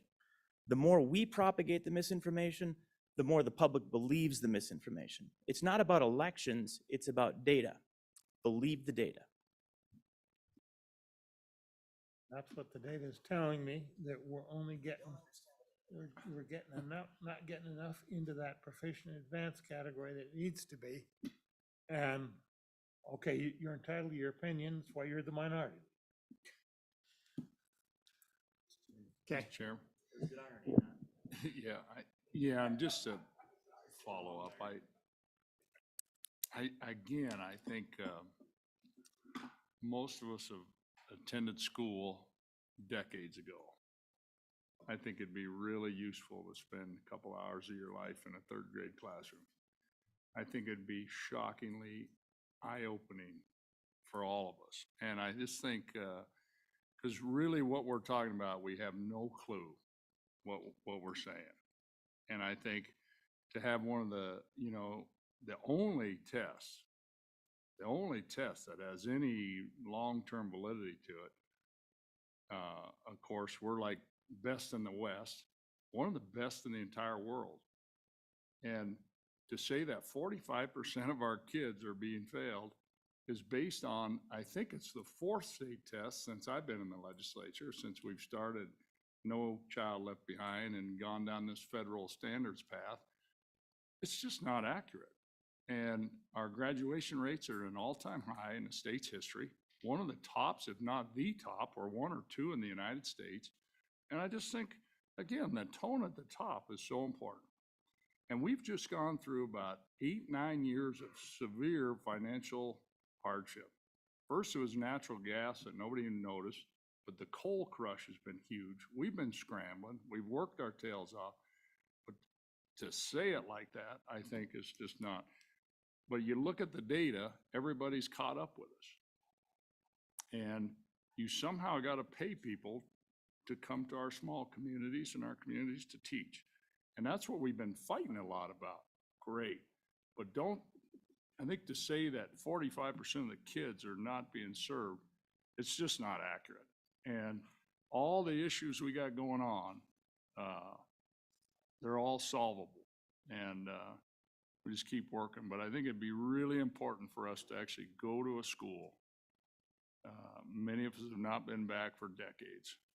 And yeah, I just think it'd be good for all of us. It'd be good for our constituents. Thank you, Mr. Chairman. With that, we've run out of time. We haven't been able to get to public comment the way we're supposed to. We just haven't been able to. I don't know, I'll consult with the staff. I don't know what opportunities there are after the joint meeting with the Appropriations Committee. But that will commence right here at 1 o'clock. Is that right? Mr. Chairman, you are correct. And there is, I would anticipate the information you receive from LSO, Dr. Stoddard, and the Department of Education to take about 2.5 hours. And then there's plenty of time for public comment after that, depending on questions. Mr. Chairman. Okay, because we will have some work to do after that. So, Mr. Chairman, and maybe, we could take a shorter lunch. We got 15 minutes of public comment and and take a 45-minute lunch. do we have, I don't know what public comment we have here. One person? Okay, let's right quickly come up and tell us who you are and what you want to say.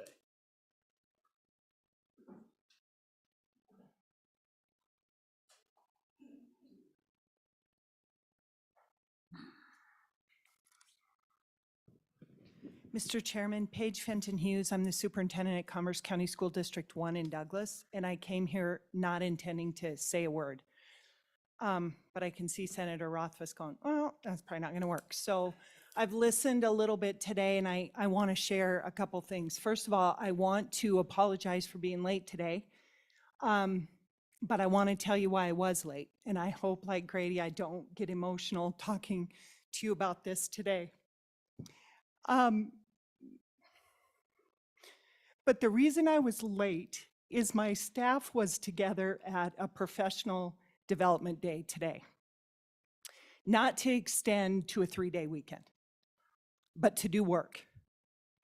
And I don't know how many of my teachers were gone today, but I will have that data for you by the end of today, and I promise you it won't be many. And if they're not there, they're there because of something with their family or because of an appointment. It's not because they're not doing work.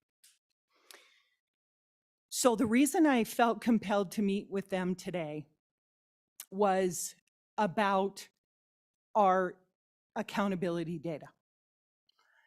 So I want you to know that there is no one who holds themselves more accountable than my staff.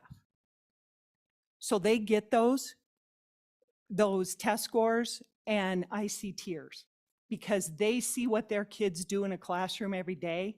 And sometimes on one measure, on one day, they don't show everything they know because they're 8 or they're 15, or mom and dad had a fight, or mom went to jail, or guess what? They didn't learn that standard. But my teachers know what our kids can do. And sometimes it doesn't manifest itself on one test score. So what I would hope is that we look at the whole of the data that is available to us as a state, that we do what Representative Harshman suggested to us, and we visit a classroom and we see what our teachers do every day. And it's not because of our kids. And I agree with you, Chairman Scott. It's not because of our teachers. And some of it might be because of us, you guys and me and the system and all of that. But it's not because our teachers are not working, and it's not because my administrators are not working. So if you don't see them parked at a school, I promise you they're answering calls at night. They're working when they're home, when they should be with their families. This morning I had a 7 o'clock call with Dean Thomas. So he's working and I'm working, and my car's not parked at my office. So I just hope that we recognize that our teachers are holding themselves accountable. And I think Senator Rothfuss said it well. The work that we do is not good enough. And that's why they're there working in my district all day today, because they want to be better. One school missed meeting by 1/10 of a point. And I'm not complaining about that accountability system, not one bit. If we don't make it, it's our job to make it, and we will.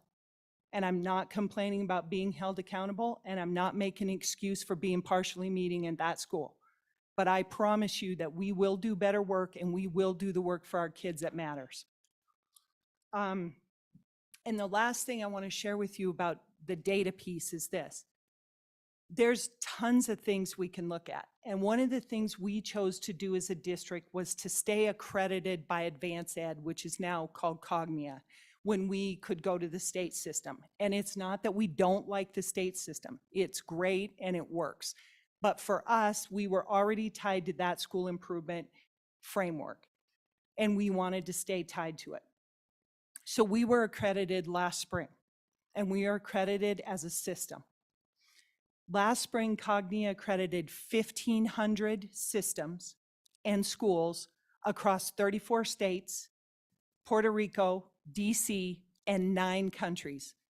And my district was in the top 38 of those. And I'm darn proud of their work. And I went there this morning to celebrate them and to thank them for their work. And so I think if we look at the many measures there are of our work in our state, we will see that it's not just my district where teachers are there today working to be better. It's happening in every single district across our state, and they're loving our kids. And our kids are coming to us with more and more issues, and we are loving every one of them and trying to do the best we can. So I thank you guys for your work. I appreciate you. I've been here for 17 years, looking at some of you for that many years, and I appreciate your work. And hopefully you won't have to put up with me too many more years, but that's what I have to say today. Thanks for your time. Mr. Chairman, I'd like to make one final comment. It's going to be brief. You know, when I became an administrator, one of my goals was, you know, I think principals are really an important part of setting the culture of a school. And I wanted to make sure that my teachers knew how valued they were, because we hear so many times of all the negative stuff. Every day, a teacher has to listen to some of that. You know, if you got an irate parent, you got a coworker that doesn't agree with what you do, so on and so forth. But I wanted my teachers to know internally, without getting that daily pat on the back, how important they were. And I stole this because I went to a workshop one time, and I had, the presenter had us draw a rectangle on a piece of paper, and he had us put 10 circles around that. And he said, "This is the board of directors of your life. And I want you to put an initial or a name or something, I'm not going to look at it, of the 10 most influential people in your life." And I did this with my teachers on the very first day of school. I had them do that. And then in this workshop, the guy says, "How many of you have at least one teacher on your board of directors?" Every hand went up. How many? 2? Every hand. And it went to 3 before they started following off. So I wanted to let my teachers know that this is the only profession where you could end up being on the board of directors of someone's life. And it could be hundreds of kids. That's how important it is. Well said. Okay, committee, we need to be back by 1 o'clock.